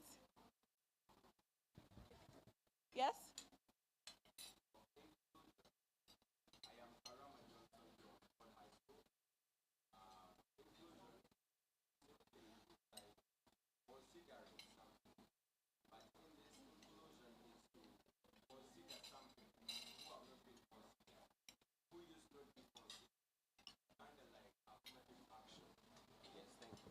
Thank you so much. You say Jonathan? Johnson. Anyone else? Yes?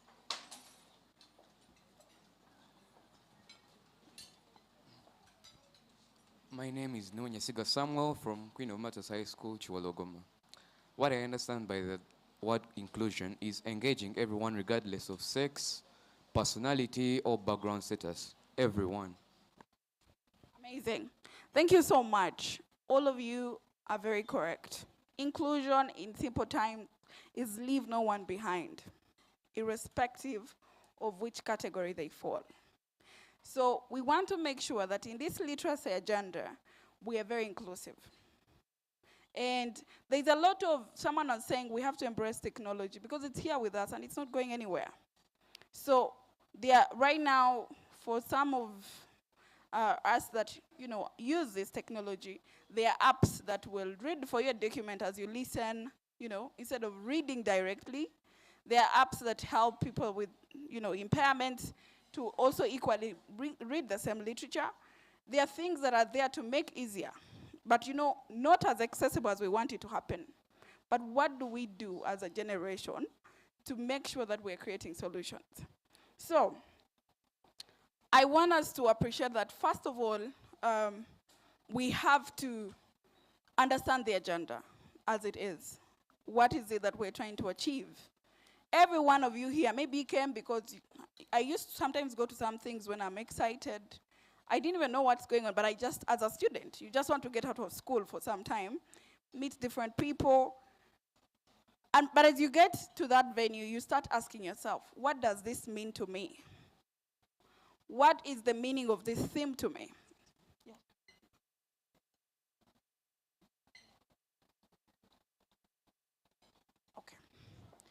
Okay.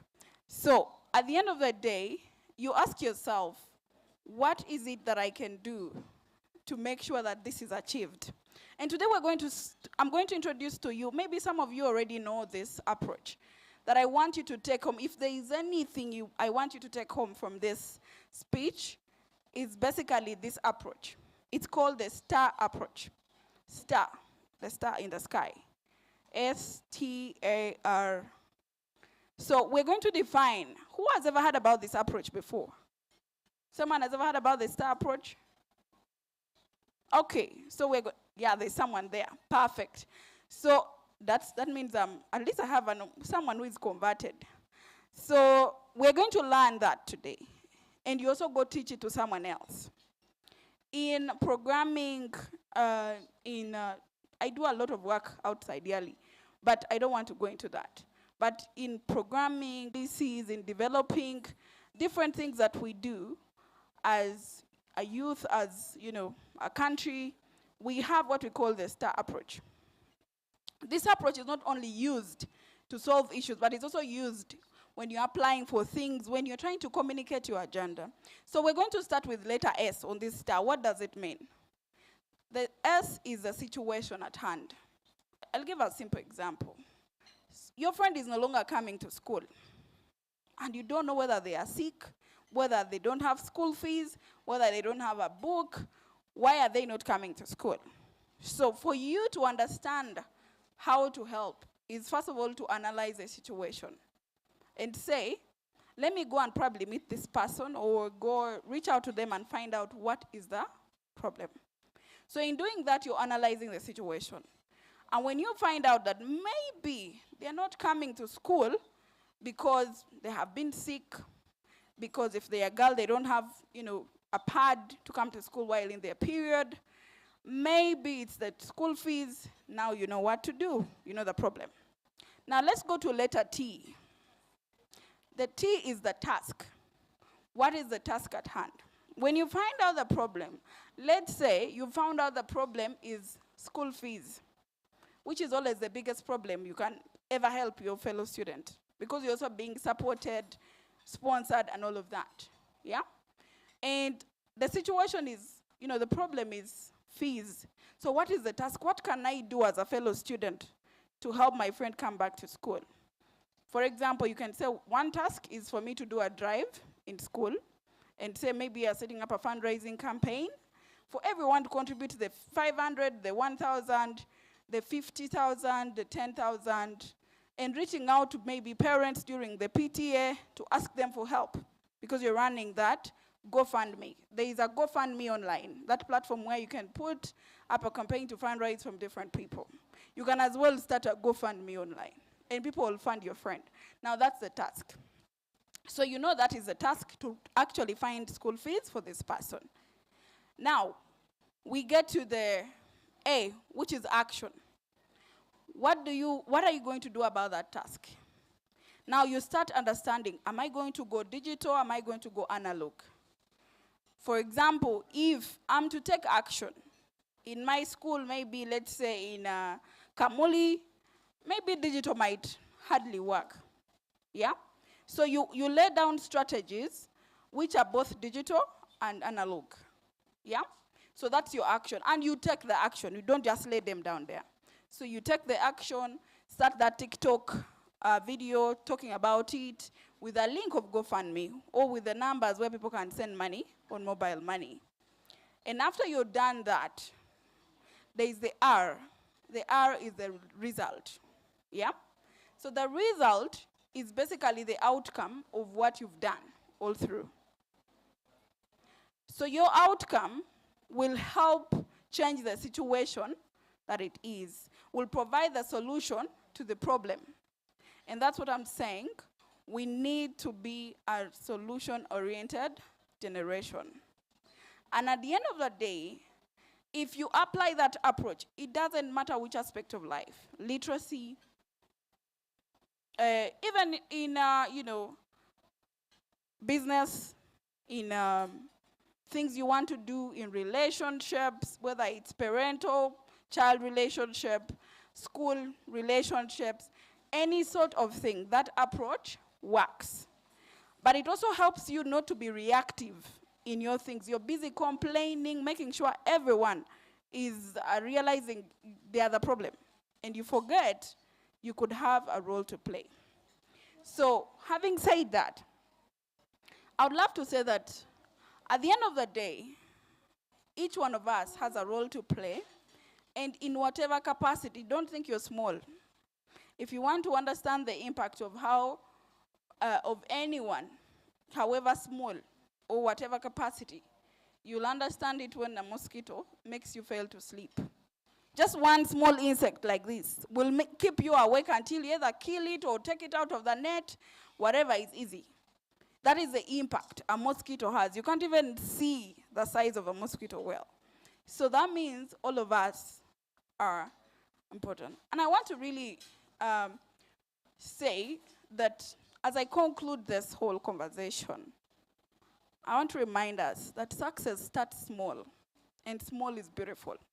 I live by that motion. That is the motto of my life. However big the problem is, there is a first step you take.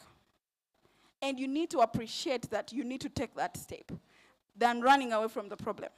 Because most of the time it's so easy to run away or shift the problem to other people, right? So by being solution-oriented, I mean that we are able to actually appreciate that every situation we fall into, we have the capacity and the ability to get out of it if we are determined enough to analyze the situation, see the task at hand, take action, and we'll see the result. So I want to ask a question. What have you learned from this whole thing? Yes, her hand was up and very. Good afternoon.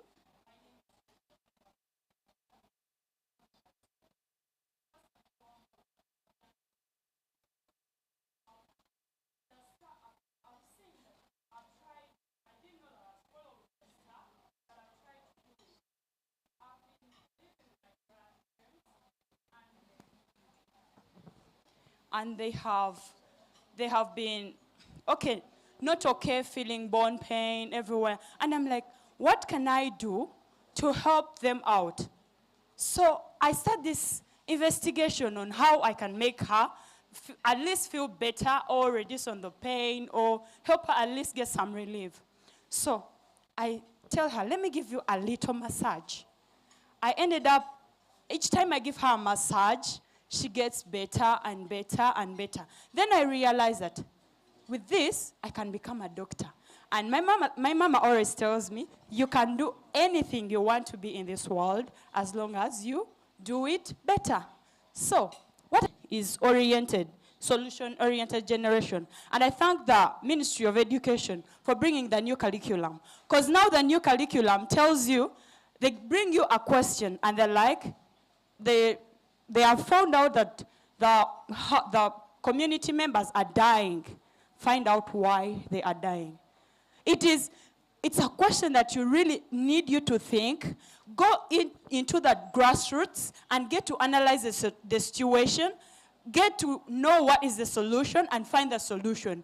That is the reason as to why they thought it right to bring in the new curriculum. So with what you have said, I've really seen that it is really a way forward for all of us. Everyone can try it out. With that small thing you can do, it can change the world. Thank you. Thank you so much. Your name again? Christabella Given Wonder. Christabella. Can we put our hands together or whatever? I know you're eating. Thank you so much. And I think Isabella is one of those people going away with the T-shirt. So I have one T-shirt left. Thank you so much. Please be happy for her, even if you're not the one. Yeah, so and let me hear from someone else. This side at the extreme. Yeah, what they've learned.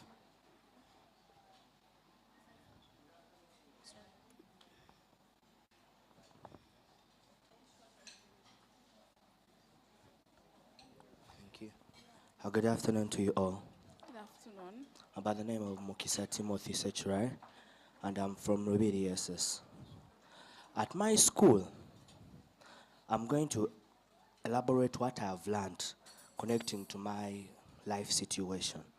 So at my school, I have a friend who are in S3 because per now I'm in S4. So we're in S3, he's called Goloba. I was a counselor by that time. So I asked him, Goloba, why are you consistently missing out school? He was like, Timothy, you cannot understand my situation. So I told him, try to elaborate. He told me that my father is dead and my mother is ill on bed, that I am the father at home to provide for my young brother and to come to school. So he had a date of senior 2 and senior 3. So I told him, I went with him, we saw the class teacher, we went and collected some money, so we went to the HM, told her something, and by that time, he was allowed to do examinations and to go to S4, and we as students mobilized over the school and contributed some money for him, whereby per now, he's even on a half bursary by the school.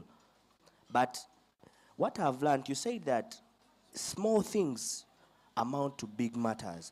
It is like success.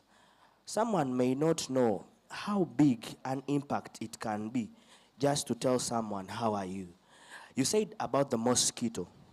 People don't know how big things can turn to by donating just 1,000, by donating one book, by telling someone you can do it. People can't know.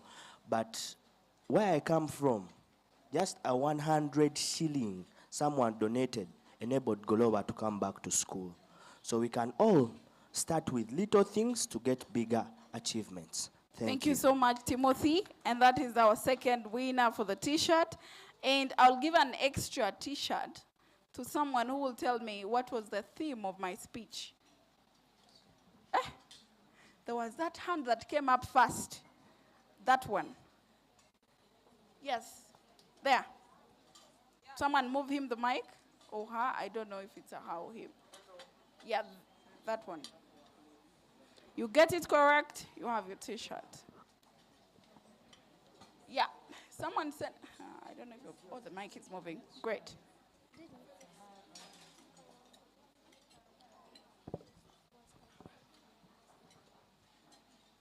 Yes. Me once again. The theme of the speech was not very clear in the speech. But what was very clear in the speech are the themes of what we are attending today. Because you talked of inclusion, You talked of digitalization in one way or the other. You talked of hope, which is in inclusion. You talked of financing, which is in hope, which is in inclusion. So you were redefining the theme. Someone thinks different? Yes, I see so many people think, there is that lady at the extreme back. Yes. That's,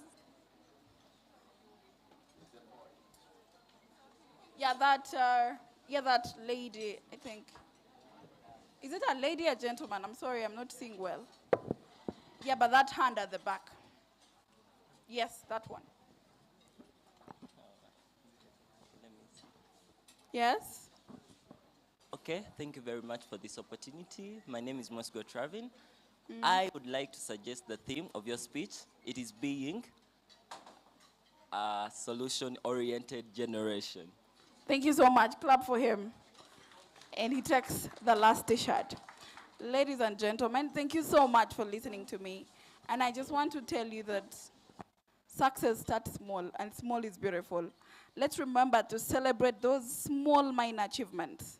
As small as they are so much success because they lead us to the bigger dreams. And I want to tell you that your dreams are valid. Your ambitions are valid.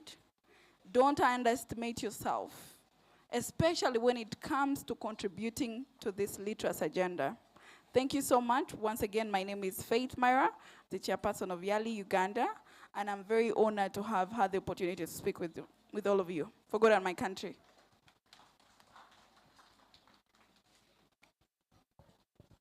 Please, please, please. I know we are eating, but if you can, the flowers don't necessarily need 2 hands, okay? Let's give her flowers. Good, good, good, good, good, good. Thank you so much, Miss Faith, for that powerful talk. You go out and become a star. Be a star. Even if you want to shine bright. You want to shine bright. You know that song? Shine bright like? Who sang it? Is it Winnie Nwaji? Hey, who's the artist? Hey, Rihanna. Hey, who is Rihanna? Sister to Celine Dion. Shine bright like diamond in the sky. Okay, I hope I had the voice. I would sing for you as you have lunch. But unfortunately, during this economy, some things we must make money out of them. So I have hired my voice. We are about to get done. I like the progress we are having at the serving table. We continue to welcome our dearest teachers and coaches who have escorted students. Please, teachers, we know that your power and your influence in promoting the literacy agenda can never be rated because you are at the core and you are the heartbeat of this that we are talking about. Without you, we can't do too much to move and walk this talk. We want to continue thanking you. I also want to continue recognizing other groups. Please, let's give flowers to the technical team, the crew. Let's give flowers to the crew. If you don't, it's up to you. If your face doesn't appear anywhere, don't ask me. You do things very well. But they're doing an amazing job rolling those things, moving. Some of us speak while we are walking, but they try to focus and make sure you're in the picture. I really want to thank the crew and team at HiPipo for the wonderful job you are doing. But also, please, Hashim, now I am going to come closer to me so that I make some critical announcements. I need to have some people serve so that we get into the next program. Yes, without them doing that, there is no way we can proceed. There is no way we can proceed unless that has happened. You saw Alex Ogwal from Sign Language for All. He came here and brilliantly was on the panel. I was impressed by the conversation he brought on. But one of the biggest picks I had was this. He said, it's one thing to have a phone and the computers, but it's also another to know how to use it. And there is something critical he mentioned. And here I relate. That technology is like a gun. Technology is like, do we know guns? How many of us fear guns? If you don't fear a gun, you fear tear gas cans. Eh? A gun is a good thing. But a gun in the hands of a soldier, a trained soldier, and a gun in the hands of a drunkard are two different things. When I'm sober, I'm so high, not sober, when I'm so high and I have a gun, at a point I may think it's a bottle to share with the neighbors. All right? At a point I may think it's a bottle of champagne and I want to, open it and... So a gun in the hands of a drunkard at a point risks being misused and it may end up killing innocent people. But also, a gun is a good thing. I think the biggest intention when they were inventing is for self-defense and protecting and defending oneself. Not necessarily killing. The killing is part of defending yourself. So technology in our hands as young people, as students, it's important to learn that if we don't use it very well, it will kill us. It will kill us. But as they have discussed, if we take the initiative and learn how to use this technology conventionally, in the right ways, we can soar. And it can complement the things that we do, be it talent, be it academics, and the creativity we've been talking about.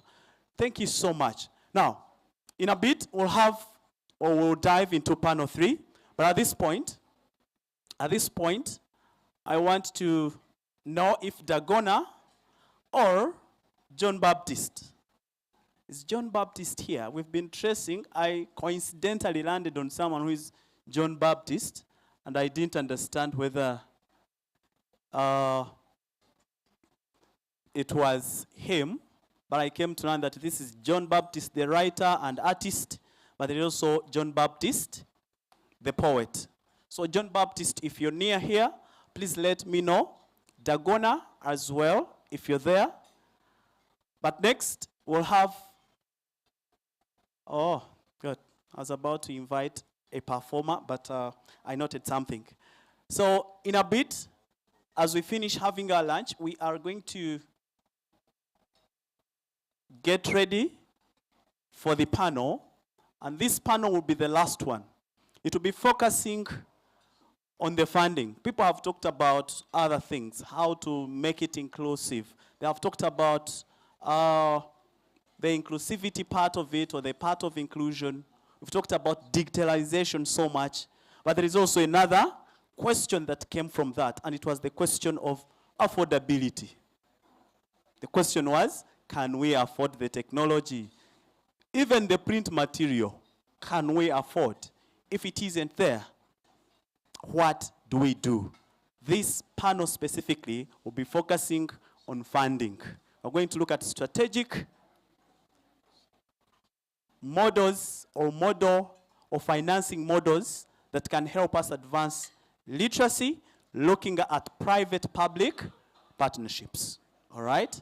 If you haven't had lunch, please keep calm. We have a very competent team that is doing the very best. And when you have served, please make yourself comfortable. For those that are just coming, if you need to ease yourself, simple announcement, you'll be led on the other right-hand side is the way to the washrooms. Okay? Let's give flowers to Joshua. Let's give flowers to Joshua. Joshua is doing incredibly great. I think we need like some energy now. Some energy now. After eating, I know the energy will be too much. Yes? But I'll welcome a performer.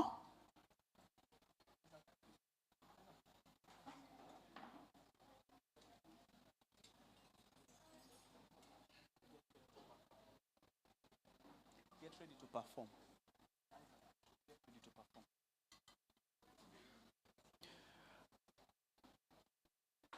We'll be having our second sign language poem. Who is excited? Who is excited? Who watched the first one? Who missed the first one? Those that missed the first one? Oh. Just know, Muhumza Isaac will be coming through shortly to present in sign language. I told you if you want the definition of vibes, Isaac is the word. Isaac is the word. If they ever ask you vibes, synonym, first one put Isaac Muhumza. But before Isaac, I want to give just 1 minute to one of the exhibitors here, Fontaine. Let me welcome Mary. She will utilize only a minute to speak to us, and then Isaac will come through as we get ready for the third panel. Thank you so much for this opportunity to talk to everybody. Hello, everybody. Good afternoon. It's a Friday. How are you feeling? How are you feeling? It's a Friday. How are you feeling? Oh, my God. You see? You're already in the vibe, yeah? It's a weekend. How are you doing? How are you doing? Okay, you have eaten, and thank God for this opportunity. I thank God for this gentleman. I don't know sign language, but he's doing a very good job. If you understand sign language, can you just do like this? Do like this? Hello. How do they say hello? Hello. Okay. Thank you, everyone, for coming. We are very grateful for having you here. I am representing Fountain Publishers Limited. Have you heard of it? Who has heard of Fountain Publishers? Fountain Publishers Limited. Who has heard of Julius Ochwino? He was here talking to you guys earlier. Not so? Do you like his wording? He's very creative. Do you want to be creative? I like the fact that of late we have so many people who are potentially in an industry of entertainment, and at the same time, thank you. He's doing a very good job. Can you hear me? Can you hear me? Okay.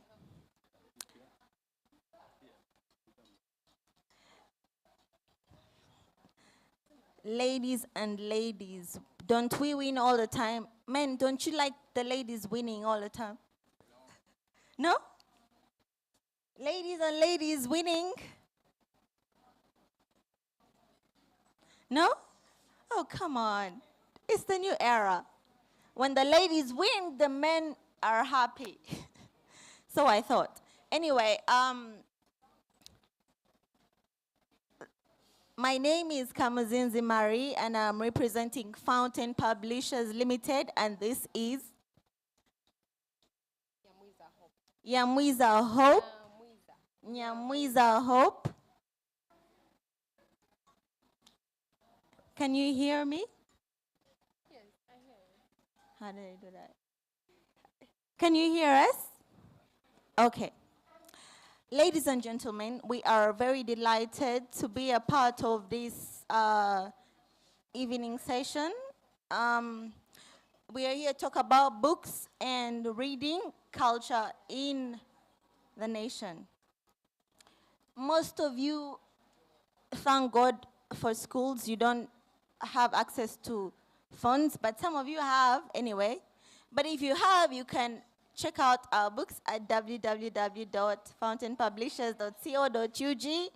However, if you're in a school culture and you are into reading, it should be a moment for you to use to read. Reading is actually a therapeutical action. So we are Fountain Publishers. You can check out our store right there. We are very happy to have you. Students, which are your favorite books? Julius Ochwino is one of our authors. He has published books with us that are actually on the curriculum that could make you pass your exams. So we have Footprints of the Outsider, we have The Alien Woman, we have so many books, Snake Farmers. Even for your own reading capacity, could you please pass by? We thank you so much, students, for passing by, and I thank my assistant for being a part of this. Read, read, read.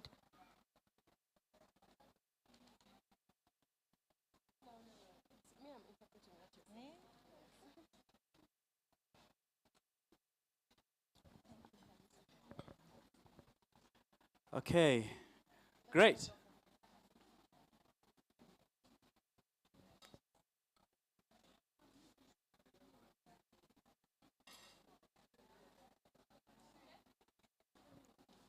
Okay,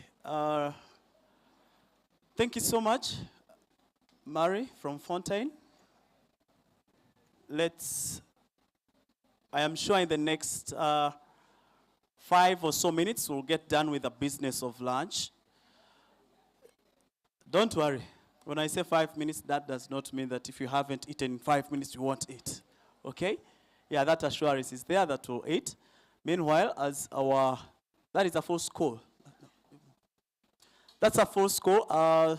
Sign language, some of them are tutors or instructors. They're doing an incredible job.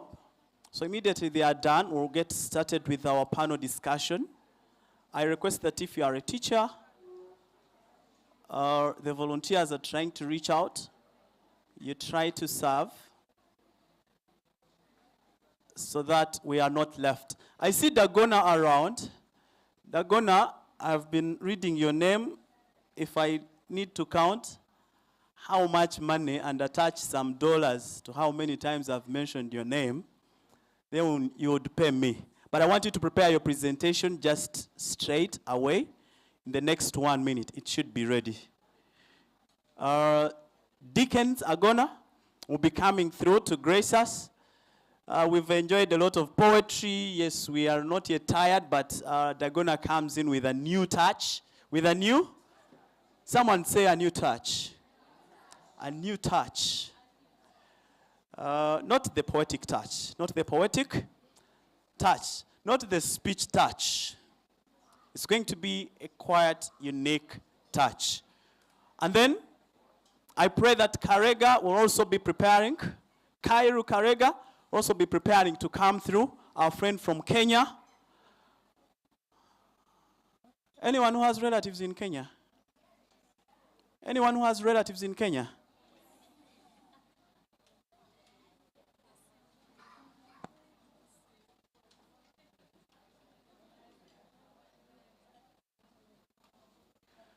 Who has relatives in Kenya? What's the name of your relative?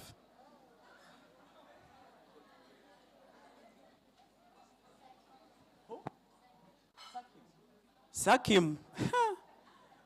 That one may also be a Ugandan. I want a name that is identical. Yes, there is a lady there. Name of your relative in Kenya? Isabella. Isabella is not Kenyan. Mutamea. Mitamea. My Kenyan friends will tell me if the name is there. You have one. What's their name? Wamboi. Wamboi wa? Wajigu. Wamboi Wajigu. Yes, that is typically Kenyan. Let's give her flowers. The rest of you are just... Isabella, Hakim. Someone is saying they have Kenyatta. Okay. Beautiful. So, Kairu Karega. Kyle Karega from Kenya. Wacha mpige makofi. Piga makofi. Welcome, Kairu Karega, the Pan-Africanist, the journalist. The last time he was here at ARC, don't know if it's because he was buried in a typical African wear.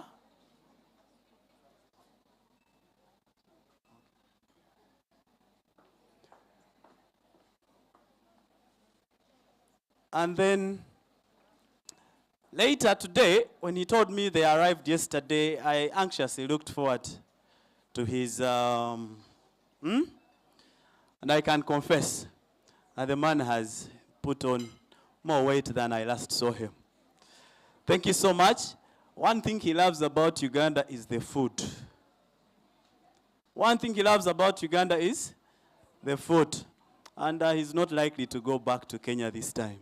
Is it true? Eh? We will find out. Let's put our hands together for our Kenyan friend. Please, please, show some love. No, cancelled. We are sorry, that's not how Ugandans do it. Okay? Please, do it the Ugandan way. Okay. Karibu sana. Thank you. Good afternoon. My name is Kairo Karega. I'm glad to be here. So I'm going to be performing a poem in the Gikuyu language. I'm inspired by Ngugi wa Thiong'o. You know Ngugi wa Thiong'o? Yes. So as Cohen said, I'm a Pan-Africanist, and I believe that the simple act of speaking your mother tongue can be a revolutionary gesture. Can you repeat that? The simple act of speaking your mother tongue can, yes, the simple act of speaking your mother tongue can be a revolutionary gesture. Yes, so that was the case for the Kenyan writer, Ngugi wa Thiong'o, who wrote and staged a play in 1977 that landed him in prison, though his political message of worker empowerment. So at the time, Ngugi was a prominent writer and a popular professor of literature at the University of Nairobi. And he soon was seen by, at that time, the repressive government. So on New Year's Eve in 1977, he was arrested and locked up in a maximum security prison. Then in a remarkable act of defiance, he wrote a novel in his native language, Gikuyu, or Kikuyu. The first modern novel written in Gikuyu ever. And he wrote it on a prison toilet paper. This became one of the life-defining events in modern Africa literature. And after that time, he said we as Africans should embrace writing, performing, and speaking in our own African languages. From then on, all his books, he has written them first in Kikuyu, then they are translated in the other languages. So that's just to encourage you, write in your own languages, let them be translated to English and German and the rest, but first write in your local language. So this poem is called Shama wa Gikuyu. I'm going to first perform it in Kikuyu, then I'll translate it for you. Shama wa Gikuyu, it is written by Richard Wanjohi Maina. Nio Gikuyu kire shama, ya hafete kiabu, kanarware nyeri, shai, sukari, na shafi, kana chukuru, shafi, na shifu. Yothe, gotire gitare na wega wakio, gotire retwa retakoria mwana. Nio shama wa kwaria Gikuyu, ate ogienda no uge, kurata, kana gotuma, kohe, kana gotanaha, fara, kana haro, motwe, kana kiogo, morio, kana shama.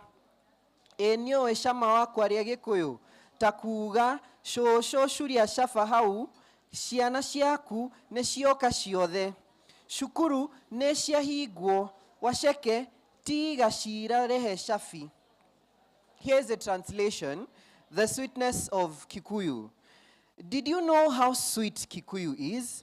Hear those words, shai, shukari, na shafi, tea, sugar, keys, or shukuru, shafi, na shifo, school, keys, shif. Whether you're from Kabete, Kiambu, Roare, or from Nyeri, it all sounds good as it glides down the tongue and the ears gulp it down. Do you know how sweet it is to speak Kikuyu? That if you want, you can say sew or stitch, give or bestow, a feud or a fight, head or upstairs, sweet or pleasure.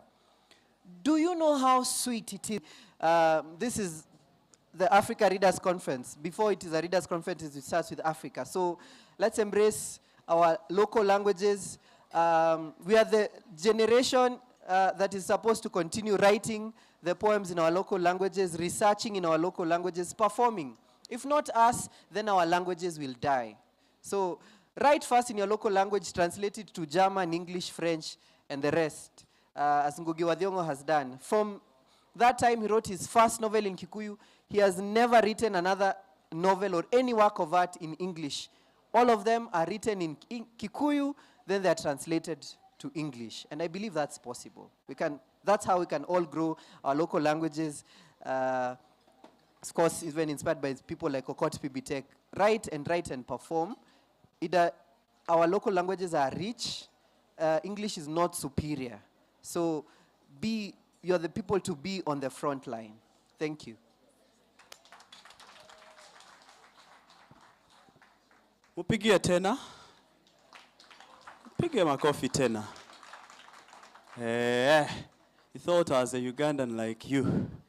Hey, I am a Ugandan, typically East African, so no worries.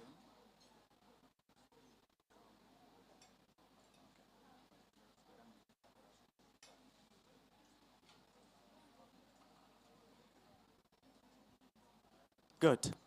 A very good announcement, please. If you haven't had lunch, it's becoming quite tricky to give coupons. Gently march. And those of us that are done eating, our request maybe volunteers could help. If you don't mind, we can just send plates on a row so that we avoid these movements, all right? But two, because we are a good audience, we still have lots of things to do, but this requires our cooperation. I want to request that we try to pay maximum attention. Dagona, please, I said you alert me, and the time I had shared is almost done. Please come closer. Come closer, Dagona. So if you haven't had lunch, please, march gently.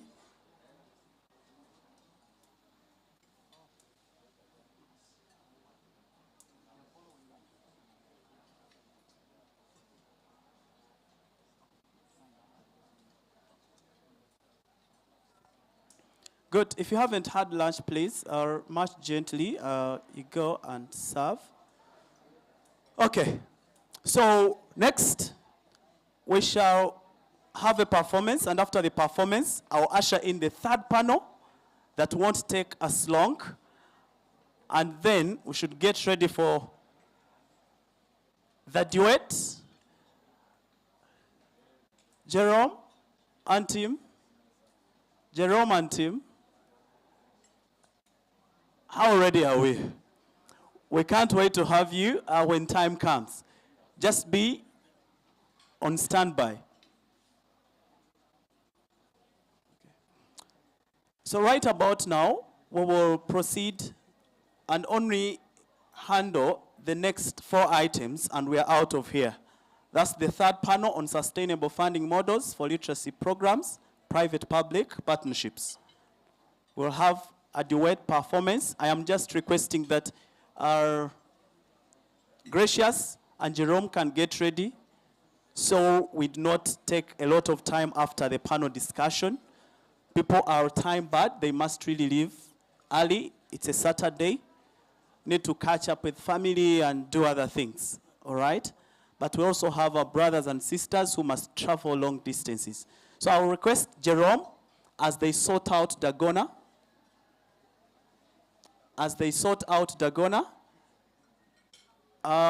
Jerome, you would step here, and Gracious, and Graces, and blow us away. Meanwhile, I continue to request that if you won't maintain silence, I also hold all the goodies I have. Yes? Like if you missed watching the duet perform, you would absolutely have missed a big thing here. Okay?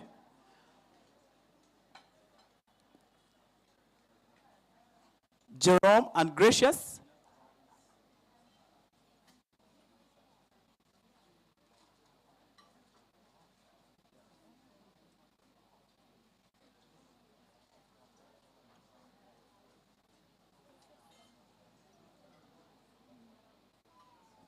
Okay, good.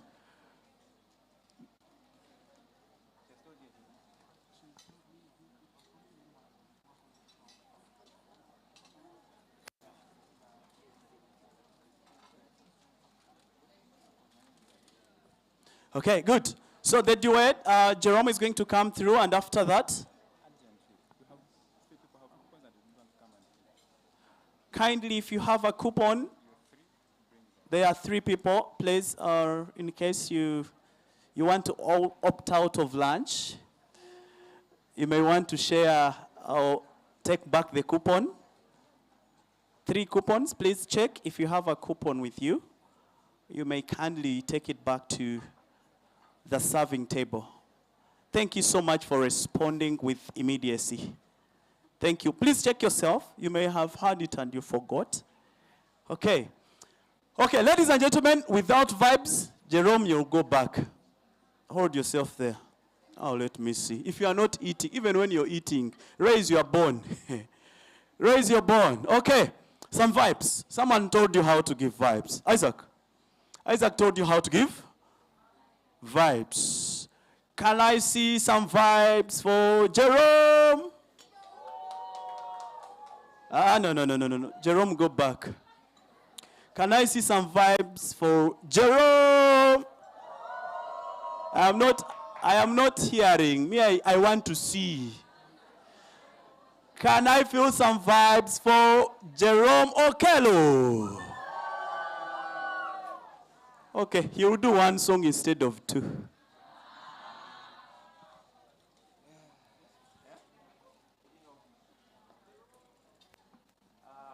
afternoon.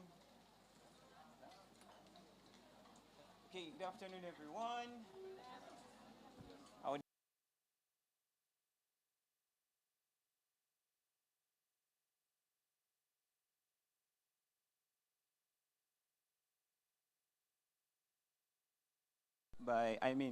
Ruled by Magic. I hope you're okay. Without any further ado.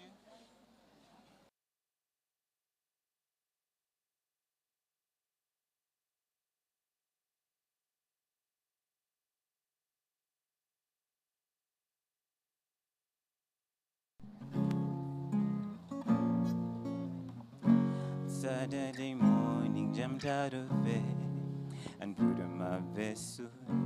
Jumped in the car and raced like a jet all the way to you.